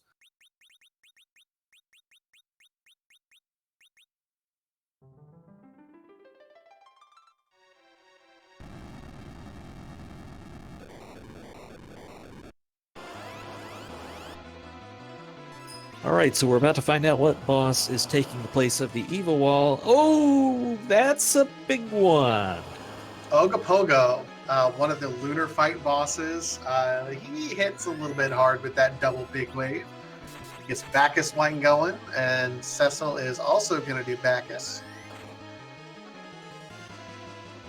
Yeah, the damage output is going to be pretty good here. You want to hit Ogopogo with melee. He's well set up to do that. So now it's just a question of keep everybody alive. Keep in mind that, again, this Evil Wall location is scripted to have a lot of turns because there's those filler turns for the wall to move. And each of those filler turns are going to be Ogopogo attacking, casting double wave, but Night Dude does get him down.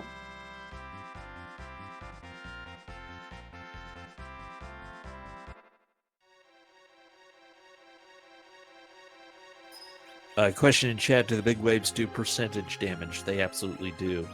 You can warp in this dungeon, but you can't do it from this room. You gotta go one more room first. Exit will not work here, but you can warp floor by floor, and that's a little bit faster than walking out. So that's exactly what Night Dude does. I didn't happen to catch what the item was. Did he... It was the tower keys, so he's going to be able to do Tower, Babel, and get both item locations.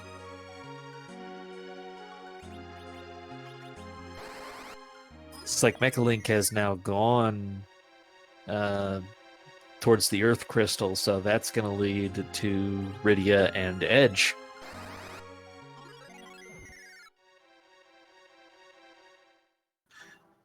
Now, more importantly, if you're Night Dude, you found that 10th item. Do you take time to go ahead and level yourself all the way up to make things trivial from here on out? I think his levels are so good right now that I wouldn't, except maybe to get ready for the final boss. For anything else, the levels are great right now. So let's talk about what we still have to find. Somewhere here, the Dark Crystal has to be. So if it's not one of these two tower items, it has to be something that leads to the tower item, that leads to the Darkness Crystal. So that means, logically, we must have either the Harp or Dark Crystal here. Doesn't mean we'll find both, doesn't mean that they have to be in either of the spots, it just means that between the two spots, at least one of those items must be here. Oh, we got the Mom Bomb right now, which is kind of an interesting location because I think this is a low HP location for it. Yeah, these Dark Imps aren't very strong, although the Dark Imps elsewhere can be quite strong. But Mom Bomb also has some interesting properties to this fight, which, although that's enough damage, you should have won the fight already, you don't. And Kobahi actually is the third one to defeat Asura over there among our runners. Soniku is still level grinding right now. Well, after all that Soniku went through, you can understand where you're not going to hold back at this point. You're going to really want to get the levels, and if that fight is trivial, then so much the better. Oh yeah, I do not blame Soniku even in the least for going through here at this point in time. You get the levels, smack Asura in the face, call it good. Skips the other save point, though. But about to see what this second boss is. There's a couple of very difficult bosses we haven't seen yet, particularly the ones you're used to being on the moon. Seeing Agapoko is actually kind of nice because we got rid of one of the worst ones, or potentially worst ones already. This is kind of an interesting location, seeing us teleport Asura away, even though we've already beaten Asura. Yeah, but this is a bad scenario. This is a higher HP spot with Dark Knight Cecil and no free lunch. Folks, you're about to see some really big damage numbers. This might be rough.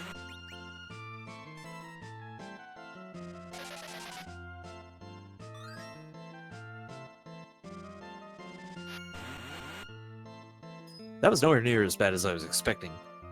Yeah, I was kind of expecting quite a bit, and he is fast, man.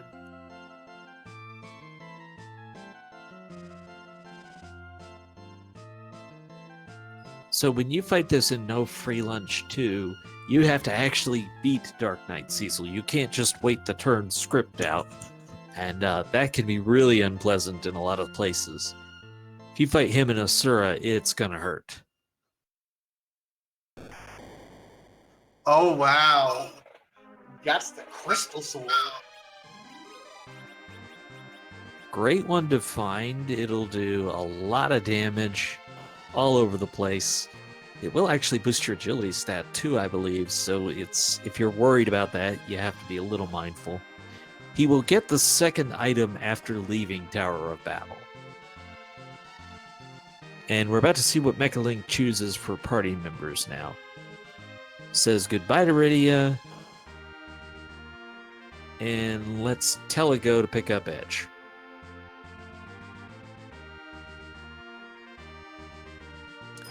Silver's saying there's no agility on that. Okay, I'll take Silver's word over my own, especially when I can't look it up to be sure. Well, according to the wonderful post that was made earlier, yeah, it looks like it's plus 15 strength, vitality, and will.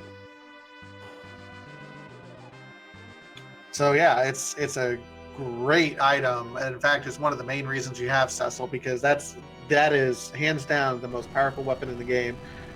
Its attack power is at 200, which is significantly higher than anything else in the game.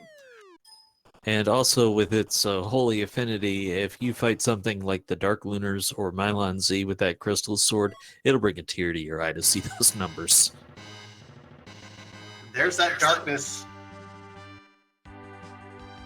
Well, it was inevitable. It had to either be that or the harp, and that does not mean that the crystal is on the moon, because that still leaves us two potential locations on the planet that it could be.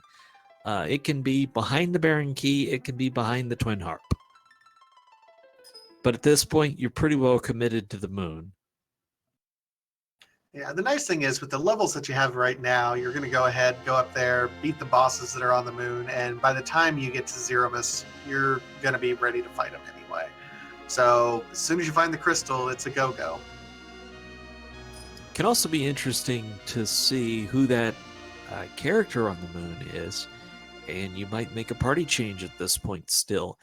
Having Cecil with the crystal sword, you're probably going to take him all the way to the end. You might, however, decide to replace Sid with Yang, for example. Fusoya might make you think.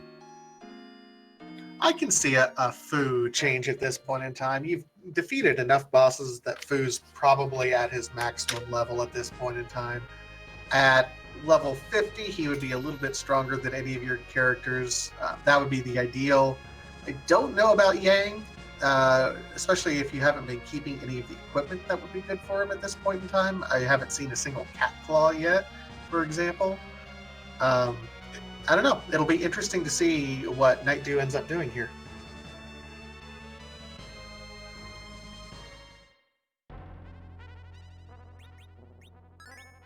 Well, you have to find somebody that makes you choose before you have to make the choice. Also worth noting that the Bahamut location here is one of the potential spots for something to be. So you might want to do that even before you start diving through the moon, because what if that happens to be the crystal? And we see Kobahi going ahead and making the choice to ditch Edward for Porum as well.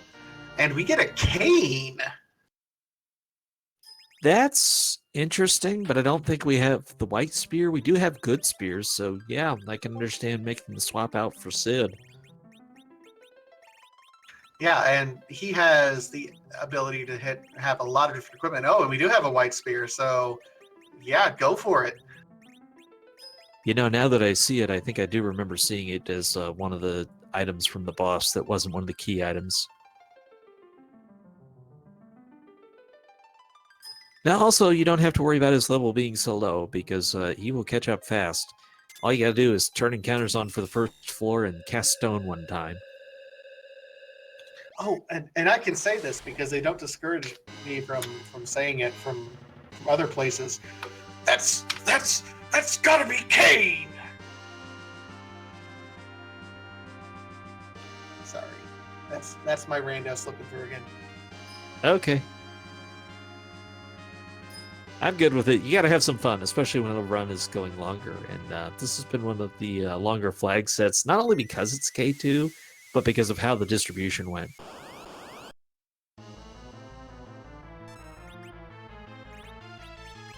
So here's our first fight, and it's King and Queen Eblan, so this is not going to be bad. Yeah, this shouldn't be too bad at all. I mean, Kane might hold you back a little bit, so you're going to keep him in the air as much as you can. Avoid any excess damage. And it's entirely possible to kill them faster than it is to just wait the script out.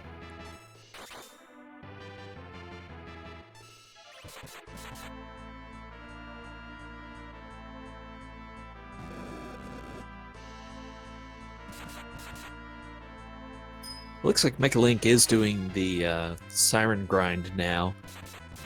So the sirens will always give you the rarest encounter in a particular area. So yes, if you go to that one room on the moon, you can use the siren to get a ping pong fight. Over here in the subworld, you're able to get the eggs for the yellow dragons, which are worth 38,000 experience if you haven't gotten 10 key items, 76,000 if you have. That goes pretty far, especially when it's reasonably low HP and you're able to kill these pretty fast. So it's one of the preferred leveling spots in the game right now. And Night Dew ends up finding the Sand Ruby.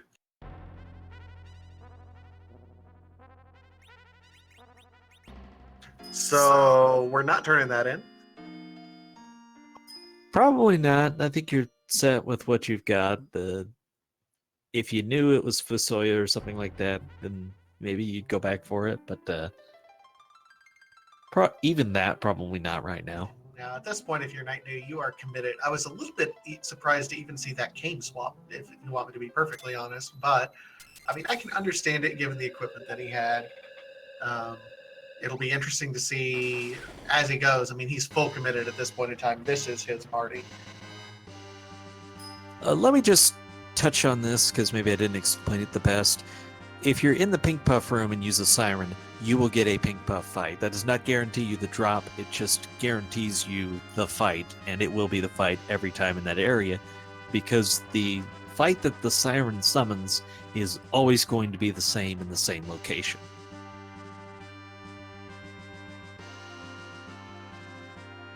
Yeah, so in layman's term, it's a 1 in 256% chance, 1 in 256 chance for the fight normally, and then it's a 1 in 256 chance of the fight for you to get the drop. So it's some astronomical percentage to get there.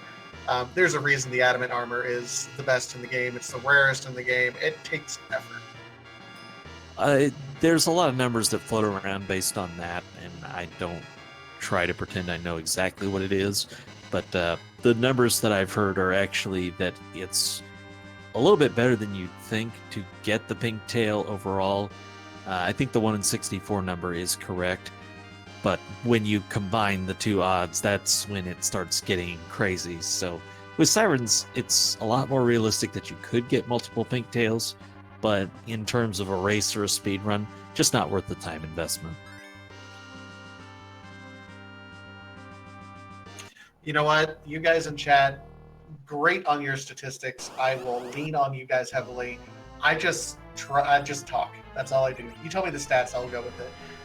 Meanwhile, Night Dew getting a plague at the Vanilla Wyvern location. All right, so yeah, this is one of the bosses that you kind of wouldn't mind never from running into in any particular seed, or you hope to get him early where he doesn't have a lot of HP. Yeah, this is kind of a high HP spot when you only have, a little bit of time to get him down.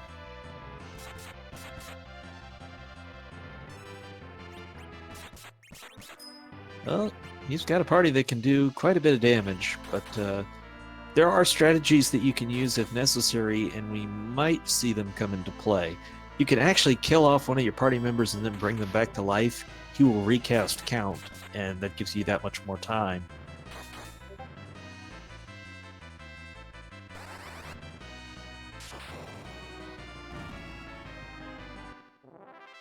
Oh, well, nice death. And sometimes you just don't have to worry about it. Worst timing for that death, but at least Porum earned Cure 4. Man, I'd actually feel bad about Cecil staying down in levels.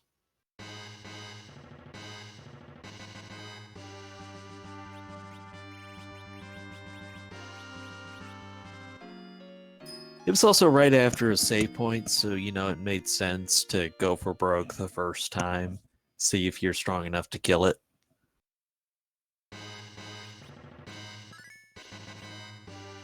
Situational decision making is very important.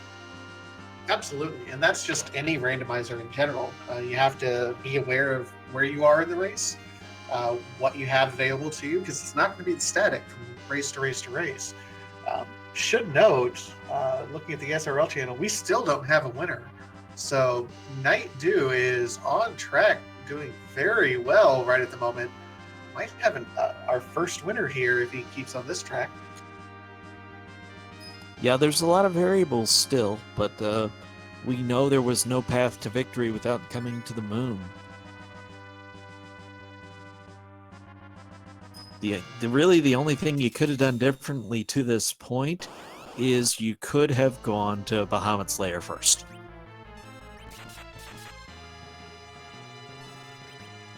Mylan Z, so an undead boss when you have both the crystal sword and the white spear. Yeah, this crystal sword damage is going to be really nice.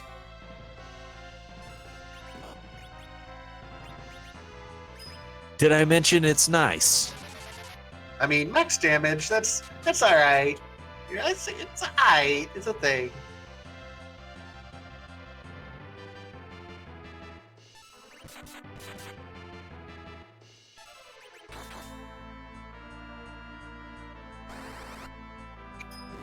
And of course, Edge doesn't really care if you're undead or dead or need to be dead. He's just going to go out there and rock it.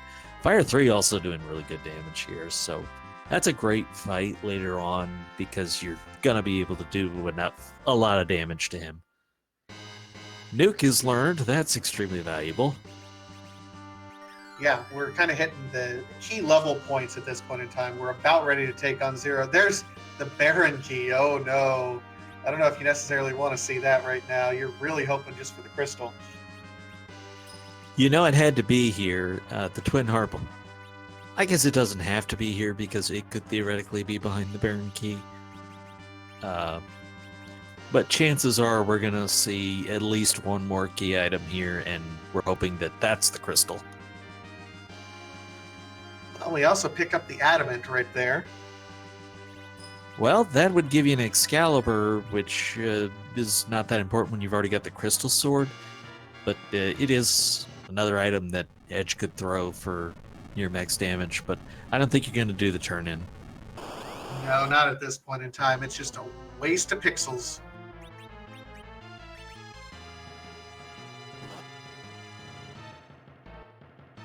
Well, this is the most underwhelming fight I think I've ever seen on the moon.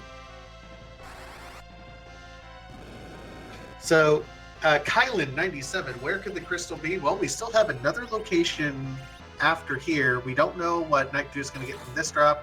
We also have the Masamune or the Murasame, the one in the crystal rooms here that we can check. But then it's down to check Baron. So the Baron key can lead you to 2 items. You'll get one in place of the Enterprise, and then because this is the K2 flag, the Odin fight is also on the table as another key item location. There is furthermore the Twin Harp, which can have a key item.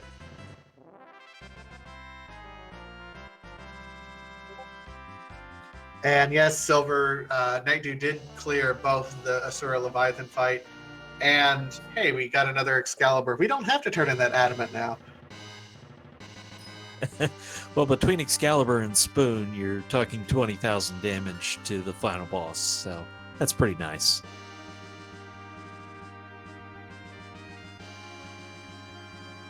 Yeah, so Night Dew's going to go ahead and check this one last location over here, which is absolutely smart, something you want to do.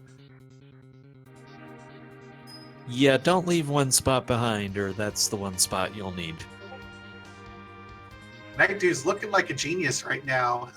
He was the first one through that Asura fight that Sonica is still kind of struggling with right now. That's been the gatekeeper at this point. Yeah, and gotta admire somebody who wants to finish the job. I mean, you kind of know that somebody had to have gotten through here easier than you did, but still, here's this challenge. I want to learn how to beat it, and I want to learn how to be a better runner. Yeah, so Night Dew is pulling out Meteo.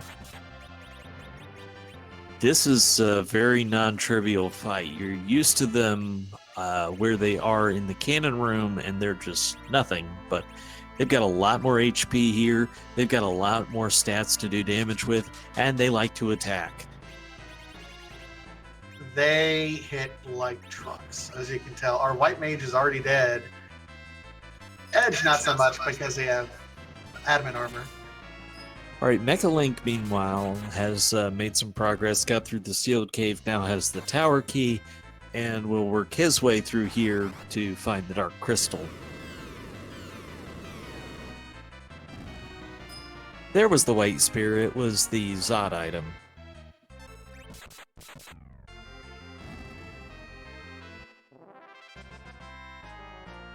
And we are through the Dark Imps. Survey says... Asura, we're going back to Earth. Okay, so Baron Key has to have 2 items, and one of them has to be the Twin Harp, and I think it'd be fair game on the other one.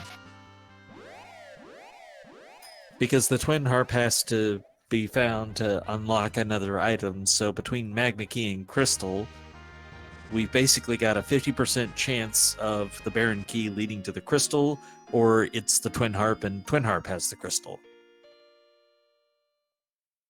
I mean, this fetch quest chain has really extended itself out.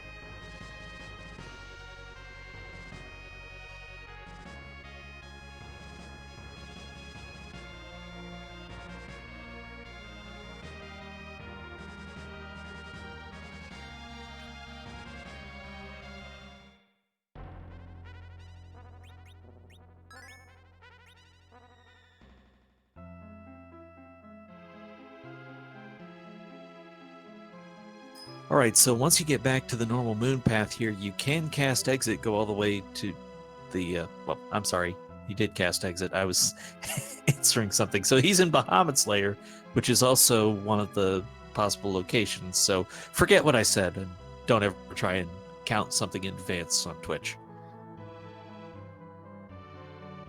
Don't do math while live on Twitch. It'll betray you every time. So we have a Kanazo, or Kenyatso, depending on which pronunciation you go with. He's guy to cast Lit 3 on, so I win. Yeah, that's kind of what you do. Only he doesn't really take a whole lot of damage to lightning, I think. It's just to scare the water away. I think Lit 3, you're still going to see quite reasonable numbers here.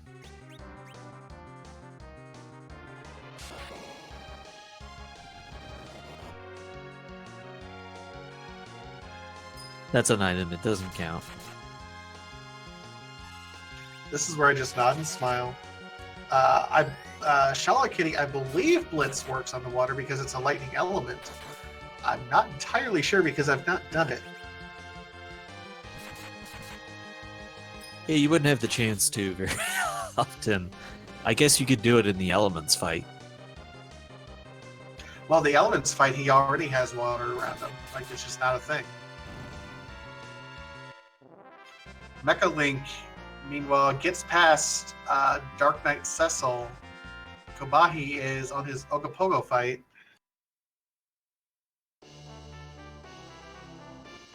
All right, survey says Sliff. So everything I said before was true. I just didn't know it yet.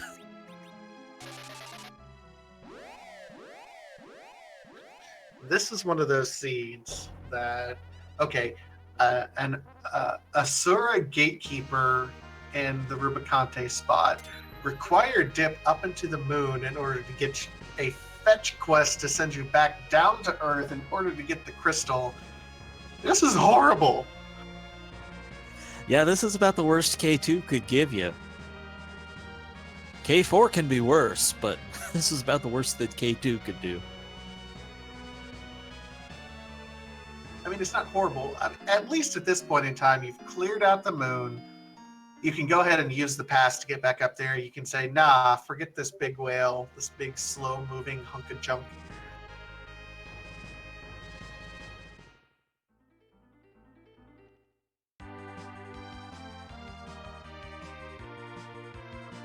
You can also switch airships, which moves around much faster. So you have somebody who just got here, and we're at the 2-hour mark, so kind of worth talking about what we've seen.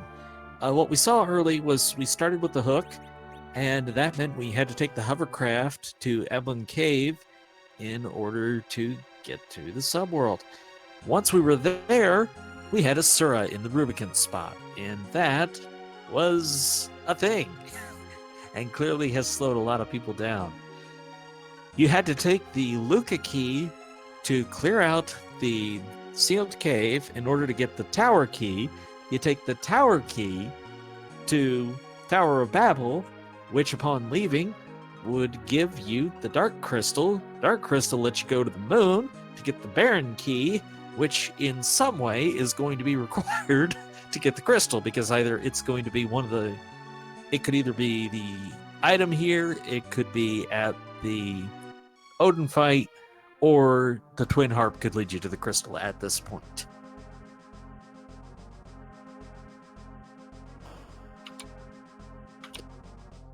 Yeah, I mean, the K2 flag on its own, no money to be able to purchase anything. J1 flag, the I mean, Fusoya hasn't even been involved at this point in time. Glitchless, it's kind of a.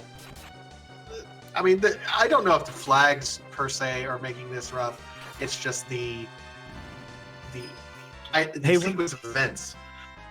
Hey, what should you never do while live on Twitch? Math. Forgot that we're playing with no free lunch. So actually, the Mist Dragon leads to another key item location. So there were 3 that this led to instead of just 2. How trolly would that be if the Mist Dragon, a Mist Dragon locked behind a trip to the moon, locks our crystal? What?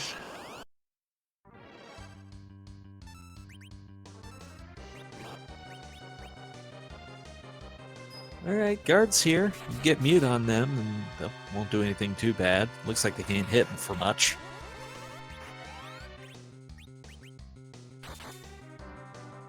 I mean, at this point, you should have pretty well everything you need to beat anything in the game. It's just a matter of access. Mecha Link gets the big whale. Looks like going to be taking another trip down into the cave of summon monsters.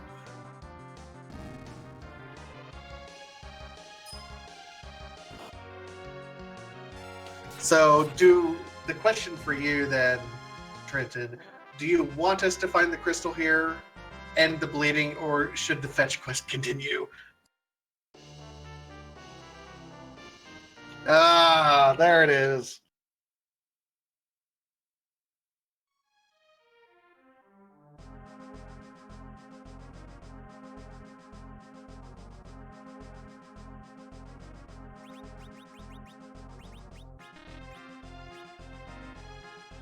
And we finally have an off-stream winner of this one.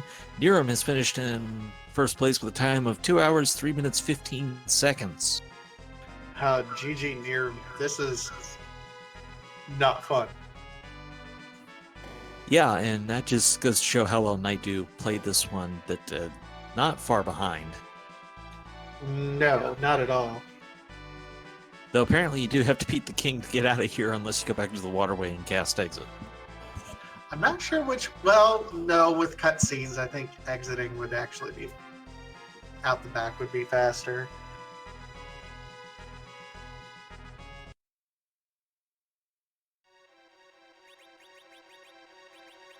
And I'm pretty sure you can exit from here. Plus, there would also be another item get, so you'd have you'd have a boss and 2 cutscenes. Walking it out is still probably faster. But why not, considering what else the seed has done? I mean, at this point. Yeah, this seed has definitely played havoc with these runners, unfortunately. Required dip up to the moon to get the Baron Key to get back in to defeat Odin to get the crystal. Boo.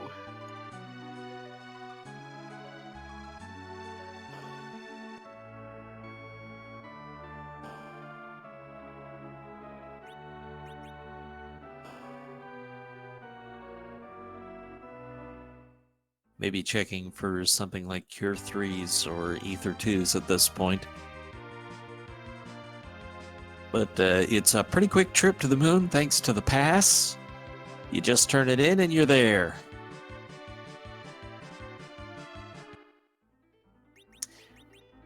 Question in chat, where was the Baron Key? It was it in the Plague Room? I think it was in the D Lunar room, like in the Vanilla Ribbon spot. One of those, I think. Yeah, it was really close to like the last couple checks that you can do on the moon.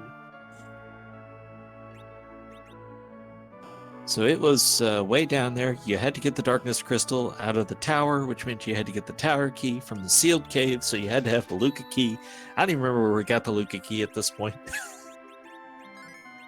I mean, this certainly has 6 or 7 different spheres in terms of what you can do. You had to follow it pretty linearly, but all of it gated behind a very difficult Asura fight. You could not really even grind, couldn't do a whole lot. We still see Sonic, who's still working on getting past Asura to get into the Dark World.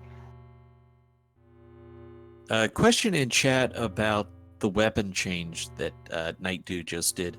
Night Dew is lowering the agility of Cecil for the start of this fight. So once Cecil's turn comes up, you'll see him swap the Crystal Sword back in. So he's still got the Crystal Sword advantages, but he also gets the benefit of the lower agility for Zaramas, which is keyed off the start of the fight and never changes. Of course, you can do slows on him twice, which will help. Yeah. So meanwhile, we'll see what we're going to find. What is his true form? Time to see who it was all along. Thanks to these meddling kids.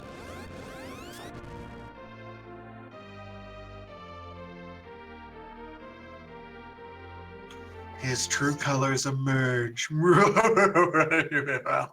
By the way, this is what the Z flag does.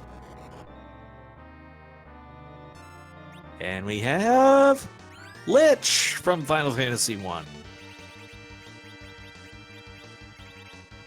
And here's that swap out here for the Crystal Sword, as you were talking about.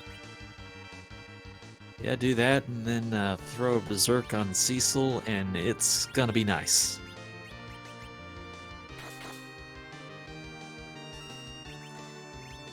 Question in chat, is this Lich 1 or Lich 2? This is actually Lich 3. He got even stronger than Lich 2.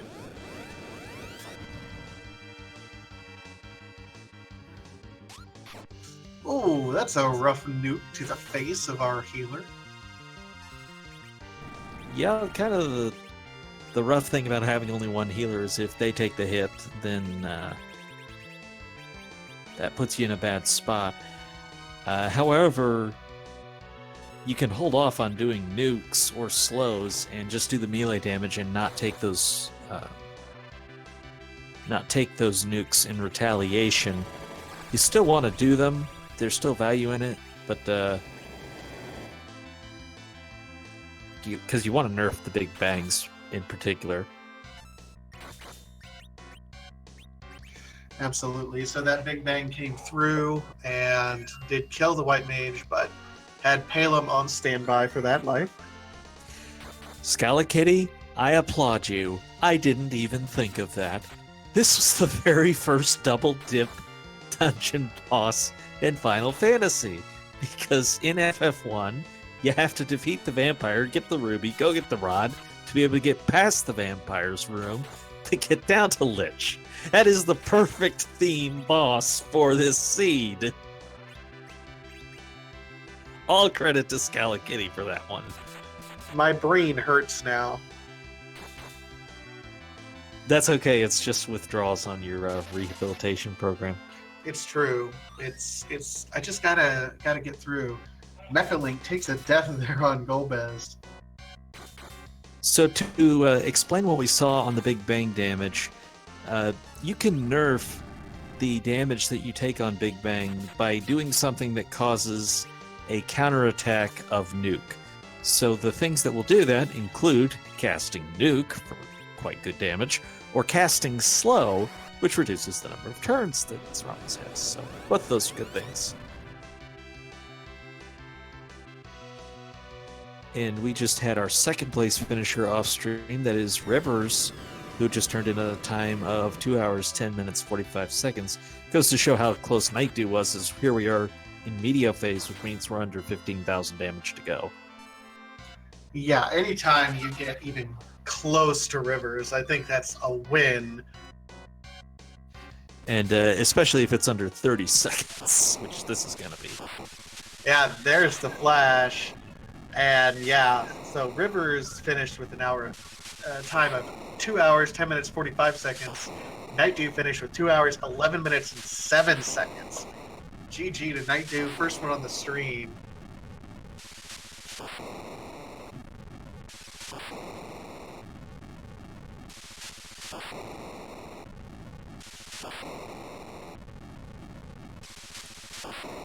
Right, so Mecha Link is working on this Golbez fight, which was non-trivial. Look at that virus damage! Did you see that virus damage? Yeah, that's rough, but that's to be expected. I mean, Gomez.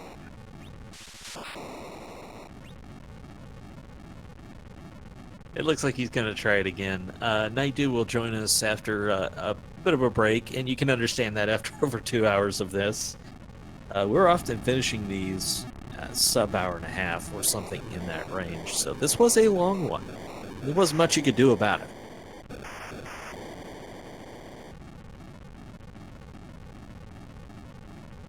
Now, I am a little bit curious what was behind the twin harp.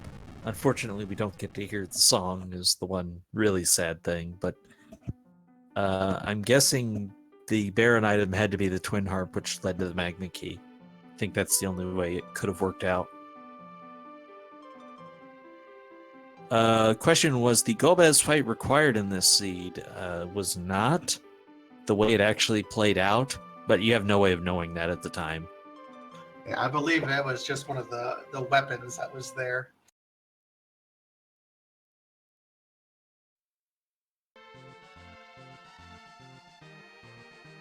So Night Dew is going to show us the flags and seed there. Also, where all of the locations are on his scrolling screen. Meanwhile, Kobahi is going through his Tower of Babel right now, exiting. Mecha Link is still fighting these the Optimum fight.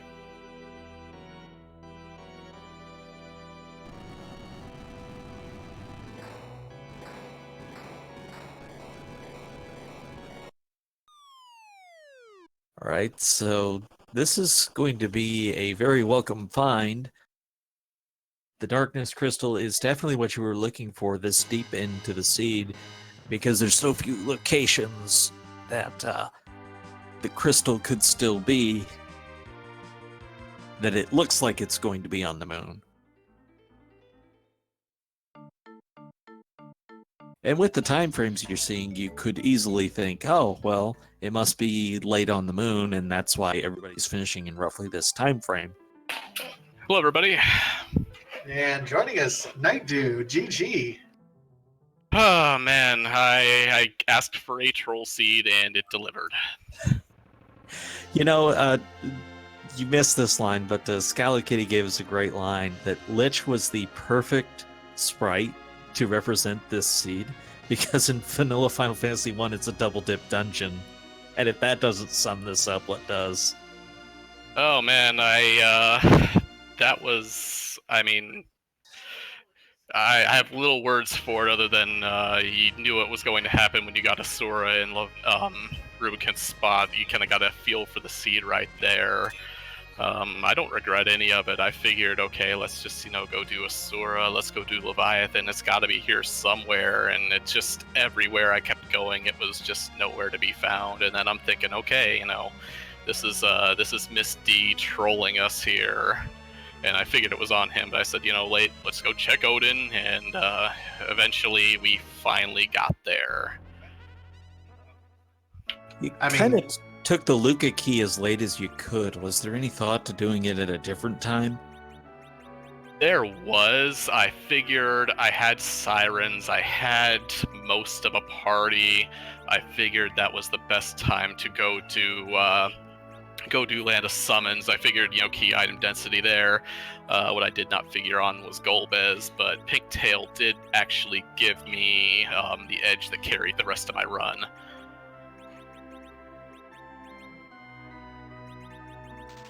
So I wanted to ask you about that swap out right there up on the moon.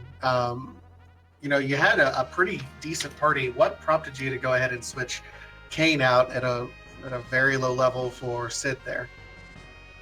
Weapon choice most of all. I mean, he had Gungnir, he had Dragoon Lance, he had White Lance. I knew if I could just keep him alive through one fight, he would pick it up and, kind of be an offensive presence there. So I kind of figured just based on weapon availability at that point.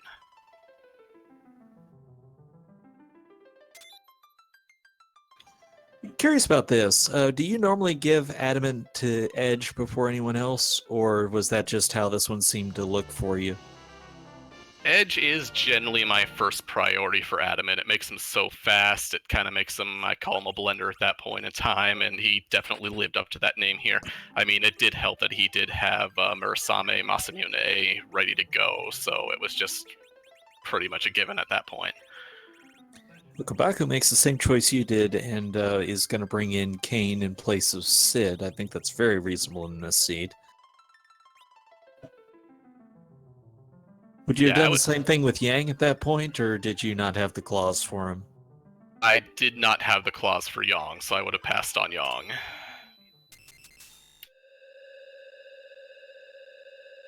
Well, ultimately, it feels like the kind of gatekeeper for this entire seed is, you mentioned it earlier, that Asura check. Asura is still gatekeeping Soniku at this point in time. Soniku was actually the first one to Asura, and he's just been beating his head against him up until this point in time. I admit I got ultra lucky with Asura. The first part of that was I had 10 illusions. I had no intention of which to buy, period. I was very happy for them when I got in that fight, which means I could pre-blink, and the other thing was I never found a better weapon for Cecil other than that mage dagger, which proved to actually be what won that fight. It kind of, which a fast on him with the swinging he was able to do, was able to mostly keep her on the blue head for most of the fight. I did panic when she got a cure 4 or 2 off, though.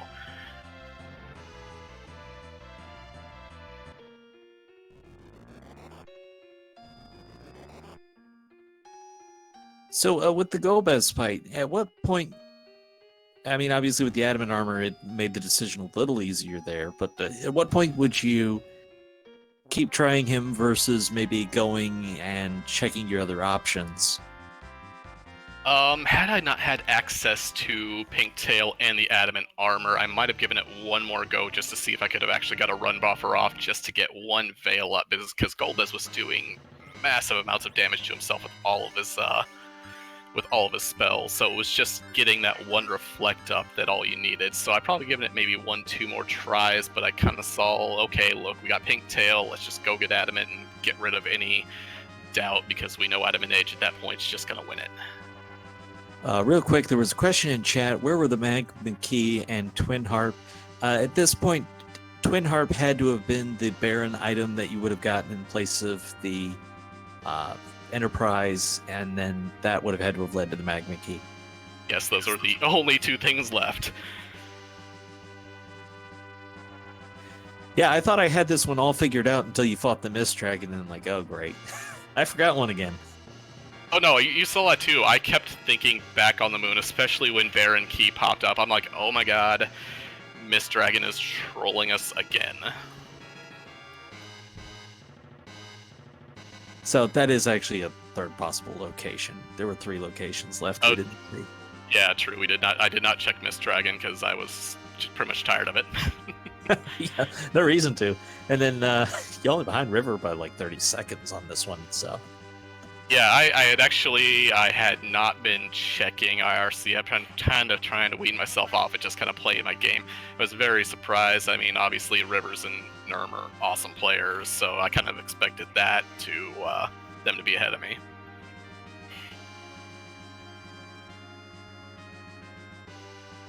Well, for any first-time watchers that may be on, what would you say to them in reaction to this seed?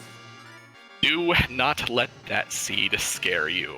That was probably about as brutal as it gets, especially if you're seeing one player still on Asura. That is one of the worst possible places you could get that, and like I said, I got very lucky in doing so. I just kind of found the one place where I could eke out that blue head and get it done. Otherwise, I would have probably had to grind like a bunch of other people.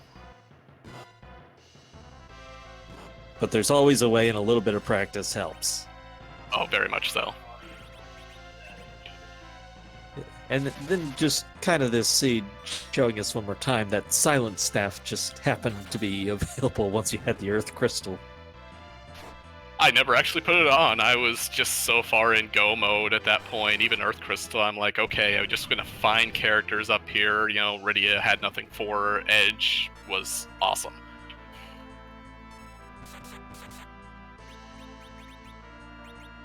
Oh, we're actually going to get a check of treasure chests on the moon. So, Trapped 1, this has the potential to be a little bit better equipment than what we saw.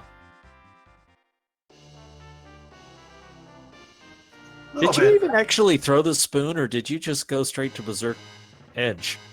I never threw the spoon. I had the idea of actually throwing it at Ogopogo's spot, but it turned out there were some Dark Imps there, and I'm like, Still threw the Excalibur at that point, but at that point I was like, I did kind of throw a Rage Meteor at them.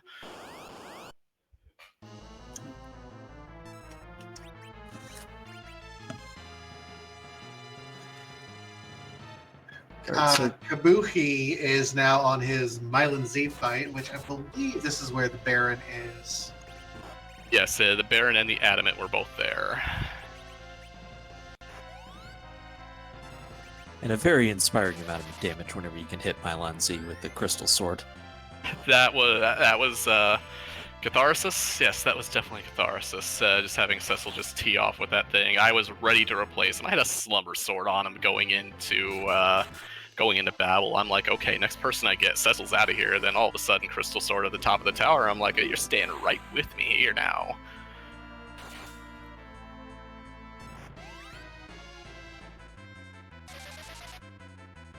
Right. And looks like Megalink is not far behind. I think we actually had all 4 of you on the restream on the Asura fight at one point. Like at the same time, yep. Oh yeah, I believe it. It was really linear up to that point. I'm thinking, okay, let's just keep going. Oh great, it's a hook seed. Here we go.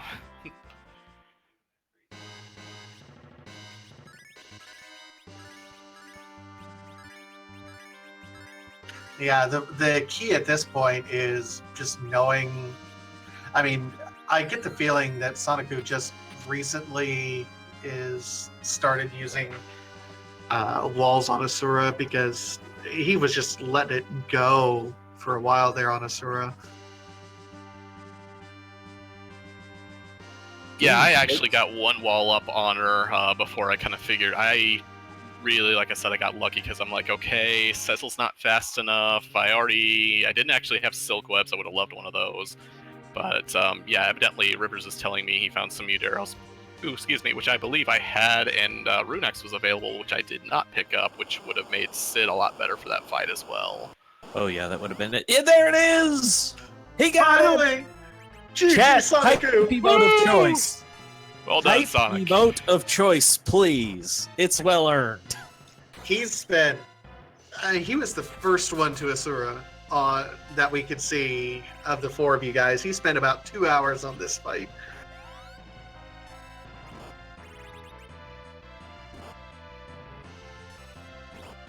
And he's dancing in celebration, I think. Oh, Why but would what you? little he does know what is coming for him later. You know what? Nothing is going to be quite like that one was. Oh no, that's an accomplishment. If you're watching this restream, that is probably, and I keep saying this, and in Rubicon's spot, I will keep saying it is the most brutal spot in the game for where you're gonna find it. And off stream, we just had our 4th place finisher, Fred Coughlin, is done in 2 hours, 25 minutes, 31 seconds. Well done, Fred. Fred has come a long way in a short period of time on this randomizer. Of course, he's no stranger to FF4 to begin with.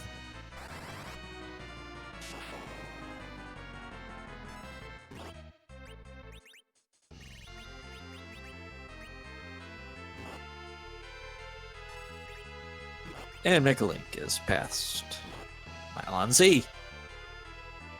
Yep, well done. And this gets the Adamant and the Baron key. And this is the point where Mecha Link goes, uh-oh. Yeah, it's pretty much the point where you're looking back at Miss Dragon and it's wearing the troll face mask.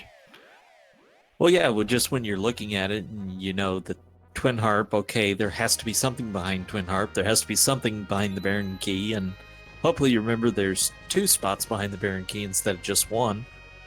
Oh, there's 3 spots with Odin down there, so, Well, I meant without Mist Dragon. Oh, okay, yeah. Because you don't know that's where Mist Dragon is at this point. That could still be behind Twin Harp.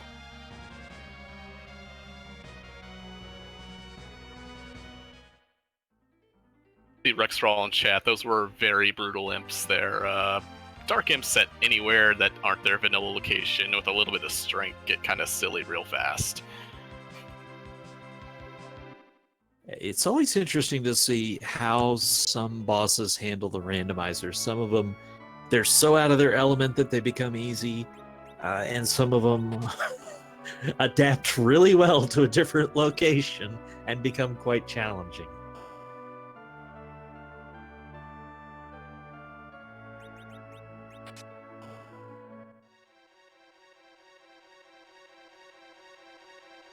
Yeah, I'm definitely interested in watching the restream of this one here. I don't recommend anybody do the salty go back on this one. No. I mean, what salty go back? We know where everything is at this point. Hey, it's character building to learn how to get through an Asura like that. Oh, yeah. That sounds like something a parent would tell their child when they were trying to punish them. This is character building here. Do it. I do have to ask there, since Rivers did say, did anybody find that early rune axe that he carried through that fight? I don't remember seeing it, but it's not one that I usually make note of. No, almost no one checked that particular location where he was saying.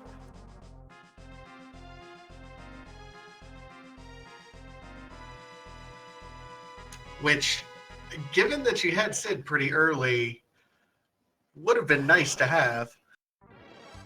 Oh yeah, that was the other big thing, and it's why I did not actually Bacchus Sid at that point, because I think his speed, yeah, if it were possible to be in the negatives with that Dwarf Axe, it probably would have been very close. I know Cecil was like 3 rounding him.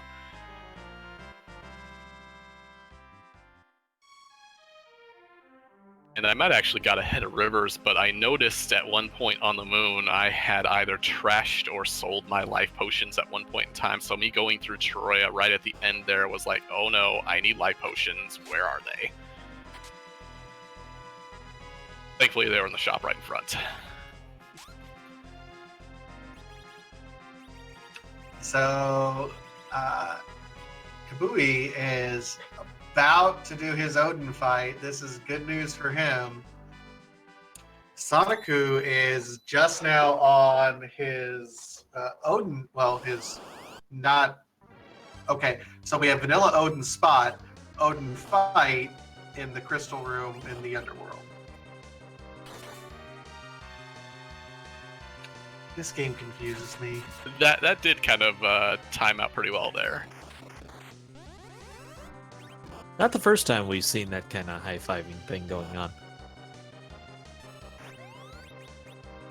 We've seen runners swap positions a few times, where one of you was checking one location and another was had already done it, and you were in the location they had been. I did not explain that very well.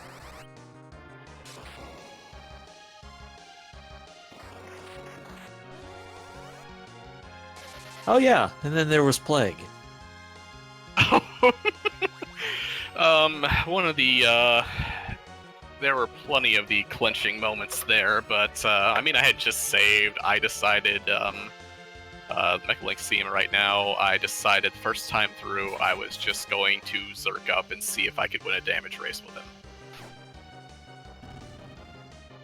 And except for Cecil, you completely won.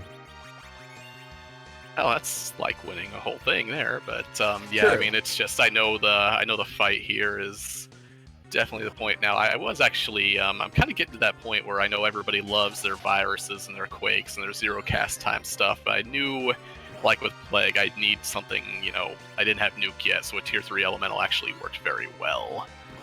But the big thing there also was the presence of Bacchus there. I think I sold 2 heroin robes, but I definitely had a major Bacchus edition this run.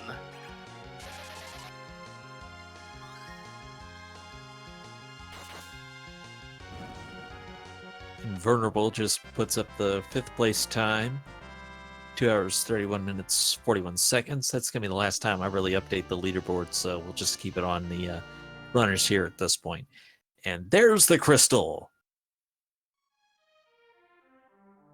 Yep, Kabui is going to be in great shape right now, going to be exiting. I don't know how he's doing on levels at this point in time.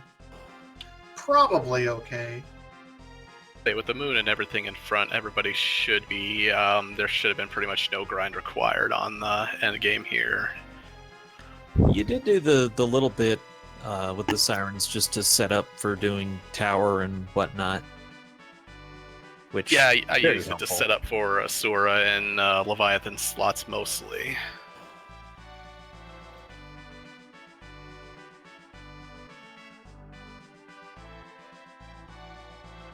How disappointed were you that you couldn't cast exit? Very. We were talking about it at the time, by the way. We were thinking the same thing. I know I tried it twice, once inside Baron Castle, and I'm like, okay, waterway, maybe we can exit out of there. Yakobai's doing the same thing right now. Yeah, and it said, nope, can't do it. Nice try.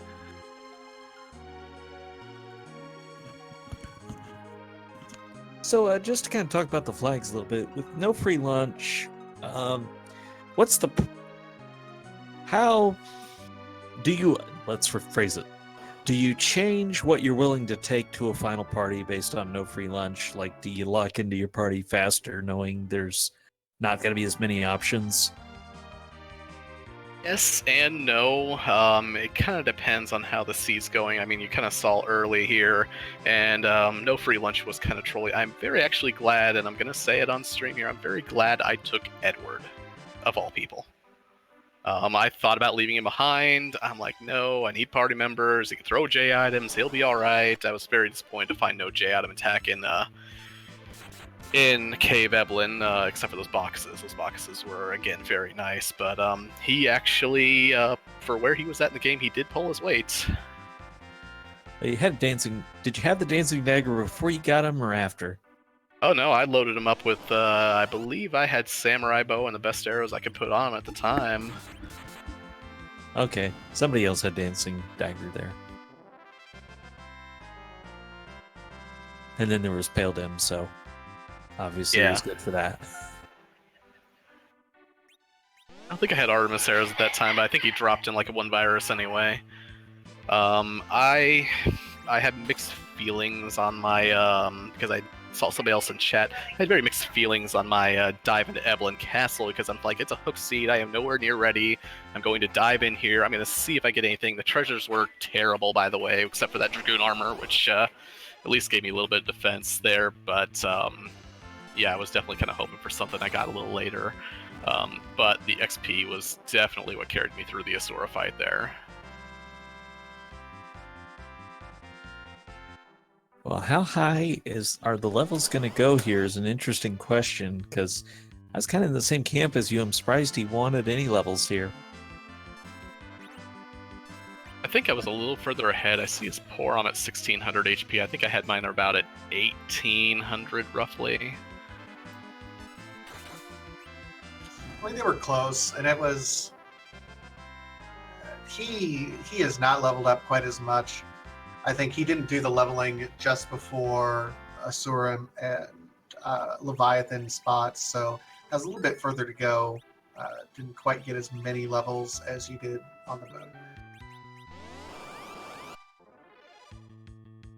Just see a King Baron check there.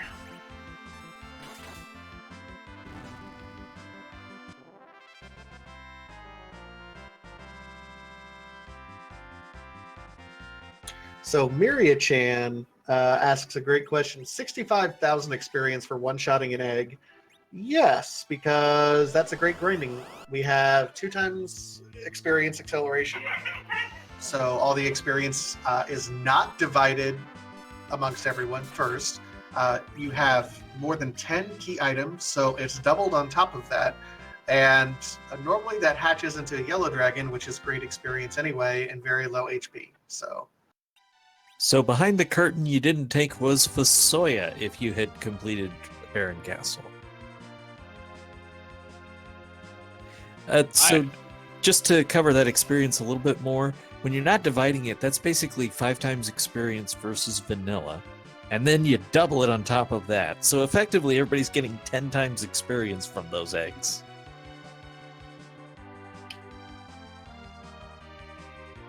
Oh no, and Kabui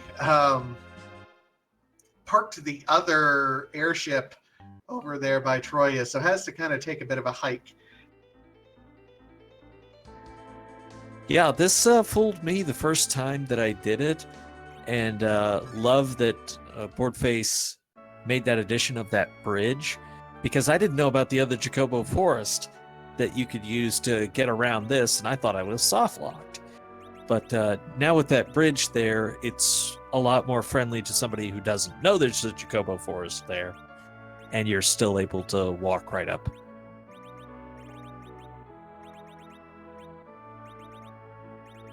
Have I done enough to praise Broadface for the great quality of life changes that exist in this randomizer? Because if I haven't, thank you, Broadface.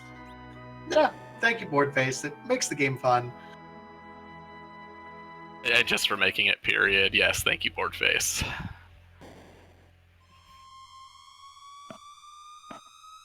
All right, Mechalink is now fighting the guards.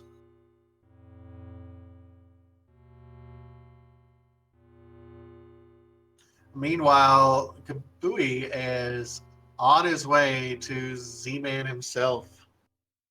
I mean, not player Z-Man, Zeromus. Z-Man's actually already done. Yeah, I know.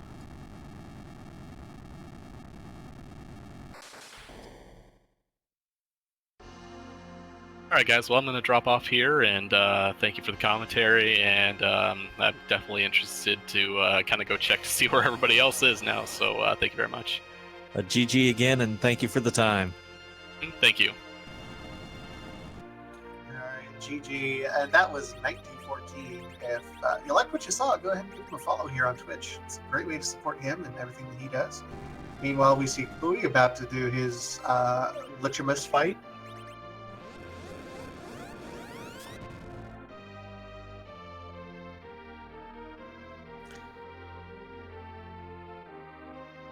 And notice how quick the progress is coming now that you don't have to get past that Asura fight.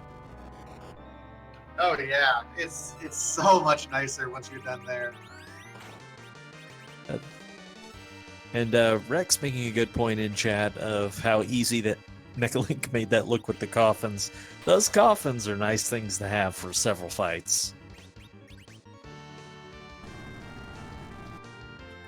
Absolutely. So Mechalink on his way up. Looks like he's going to be doing the same thing as Kabui. We are going to get down to the wire here, aren't we? It's a pretty significant lead, I think, at this point between the two of them. And probably really came down to already having the level grind done.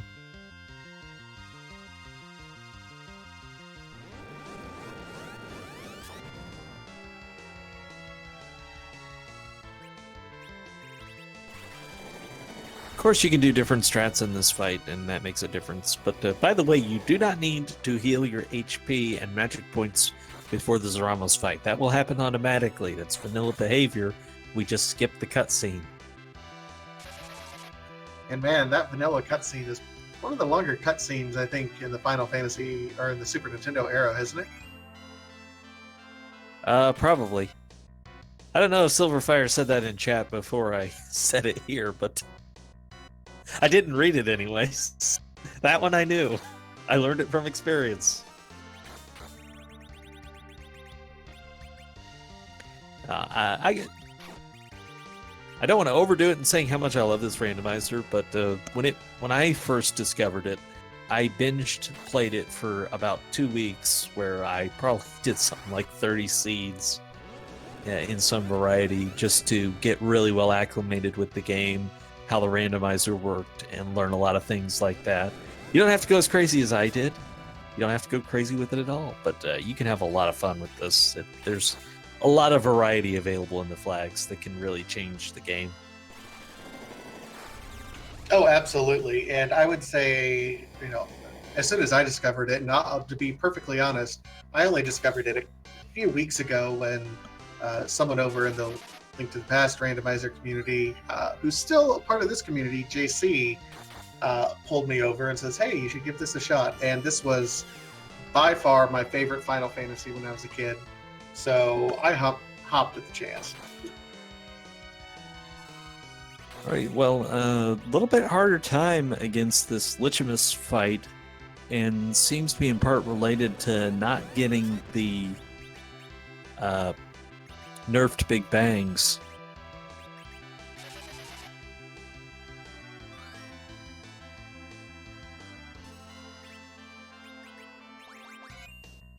Still got Cecil alive, who can hit very hard. Oh, absolutely. That crystal sword, is he... I don't know if he's berserked or not.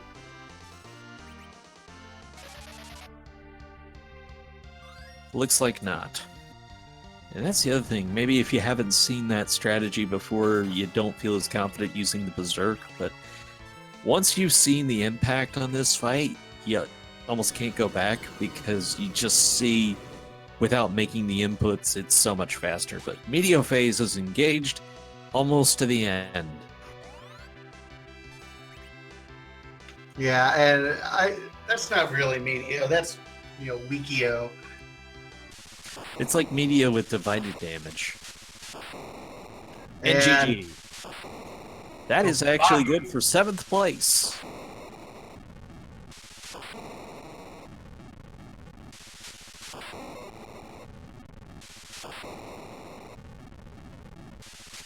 Don't be shy on the GG's, chat. That was a good game. That was a good finish. This one was completely non-trivial. No, absolutely. It was just rough all around. I think you should be proud of any sub 3 hour for this particular seed. You know what? Don't even worry about the time. If you don't let this seed get the better of you, you've done well. If you're staring at the final boss and taking it down, you've done a good job tonight.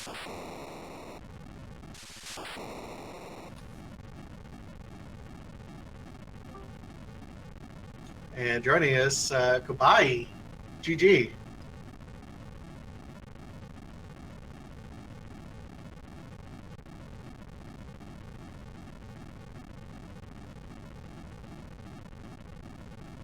Might take a moment for Discord to connect through.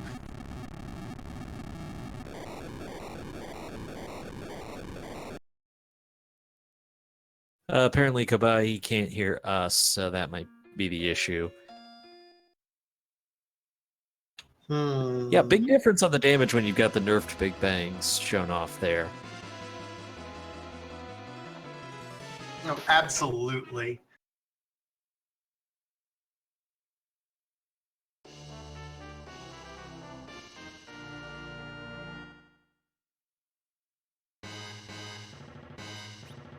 Meanwhile, Mecha Link is finishing up. He's getting real close here. Yeah, doing good damage, it helps when the nukes get spread out instead of onto one person. And when you see the nuke at a lower damage, you've successfully nerfed the next Big Bang. That means you have lowered the final boss's magic power, and that is not the crystal sword equipped. I didn't realize that.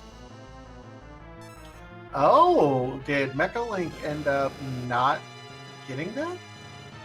Apparently not. That would be the Dwarf Axe, I believe. Or he has equipped the Dwarf Axe and hasn't switched it back.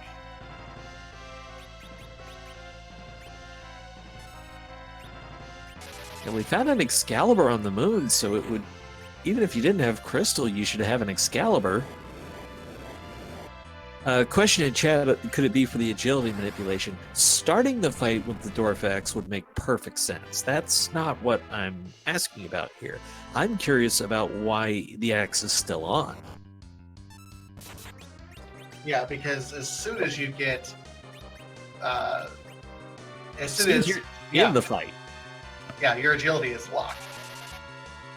Well, it's Ramos's agility that's locked. It's going to be locked in relation to your agility anchor as soon as you start the bite. So first round, even before you've used the crystal, you can swap the weapon around. And that just... But that said, obviously the damage was pretty good out of it, and good enough for Mechalink to be our 10th place finisher with a time of 2 hours, 46 minutes, 56 seconds. Just sniped by JC, by the way. The wall strats are very nice. You get a lot of damage. It won't counterattack, so you don't have to heal, but also it won't nerf the Big Bang. You have to actually take the counterattack nuke to do that. Do we have Mechalink? I think this is Kabai. Testing again? Yep, we got it working now. Well, hold your head high. That was not an easy seed. No, and I made very bad decisions, which cost me like half an hour at a show. Okay, so what one decision would you change? I'll let you... if we wave the magic wand, you can change one and only one. What was it? Keeping a weapon for Cecil. I sold all of the weapons I got for him early, and then I had a dancing dagger and the legend sword when I got there.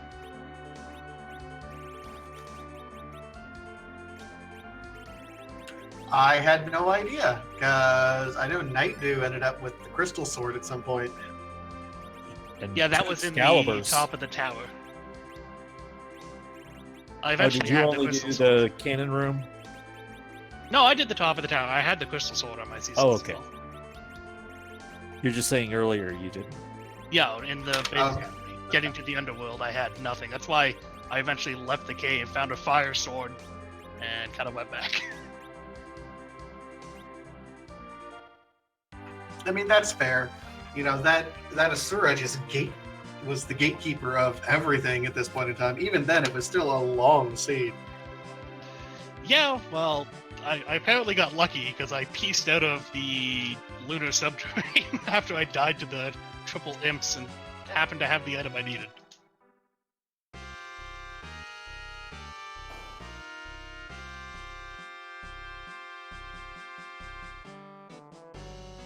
All right, I think we're locked on the number of people who can be in here.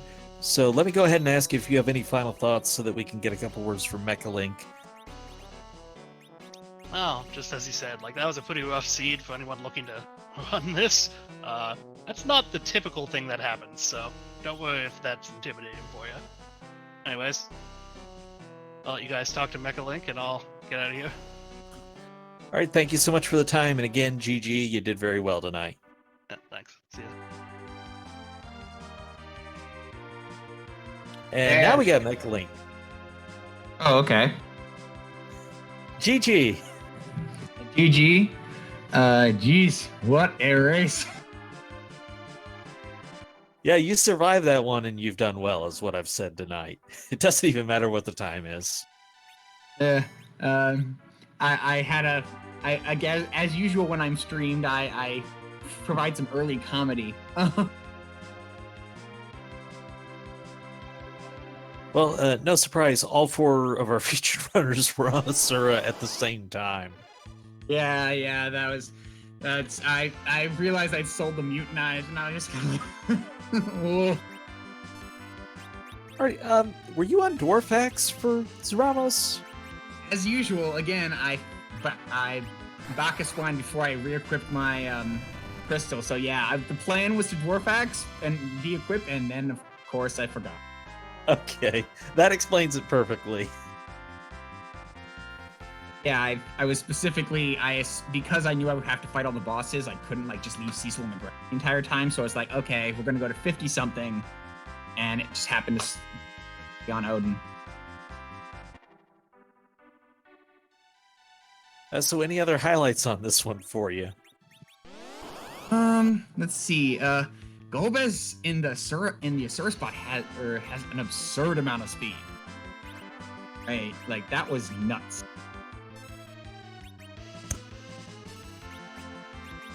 Yeah, Golbez is... Well, I mean, Golbez is never fun in any spot, but that one in particular, yeah. Like if I could get a turn even I could beat him, but like it just didn't happen. So yeah, I'm just glad that wasn't the slot. I really didn't want to go back there, and once I had the speed. An interesting thing happened on my stats. Edge was at 61 with the ninja hat on. Then I removed the ninja hat, and he was still at 61 when I moved it over. Did anybody else notice that? I did not. That might be something worth investigating a little bit. Yeah, I can pull my seed back up, but I was dead certain he was at 61. I pulled the ninja hat off and expecting to go to 58 and pushing Palom over the edge. And then he was still at 61. I was like, huh? So yeah, I have to look at that again to be sure before I go investigating further. Yeah, it might be worth looking at. The amusing Edward in the cave. I was like, yeah, come on, early character, basically a free character. It's Edward. Well, everybody took him, and you kind of had to. It was just that was the way this seed went. Yeah, no, I mean you had to, right? Like, I mean, I didn't get to replace him until I reached the Underworld, right? Like, you just. Oh no, till I got package, right? Like I got package right before the Underworld, and I was like, okay. Well, we had a bunch of people who might have been watching their first one tonight. So, what would you say to them? This is the worst that K1 basically has to offer. So, like this, K2.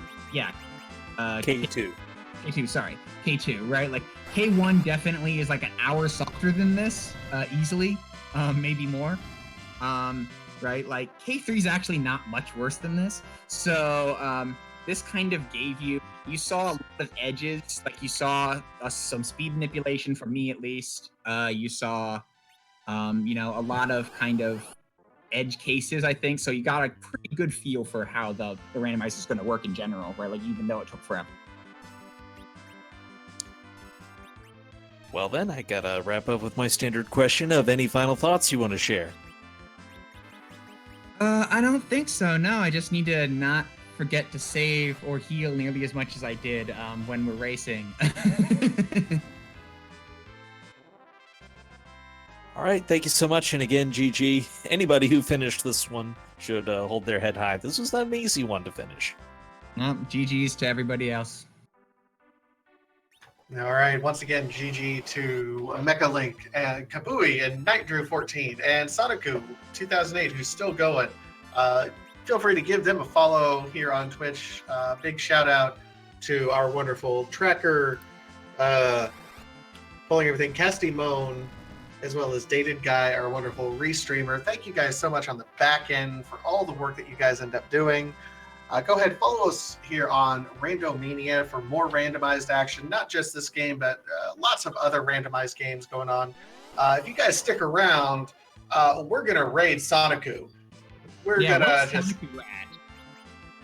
grinding the eggs for final levels. I think he's got crystal now. Oh, geez. I think he What does. level is Soniku at that he has the crystal but needs more level? Maybe I'm wrong. The HP still looks low, but he just got Rydia, so yeah, he just did Earth Crystal. Okay, yeah, like you have. But he's probably setting up for a Asura Leviathan. Yeah, that makes sense. Yeah. All right. All right, so chat, let's get some hype for Sonico. We're going to send the raid that way and hopefully cheer Sonico on to a good victory. Thank you, everybody who chose to spend your evening with us. I've been Trenton. And I'm Vitasia. Peace, everyone.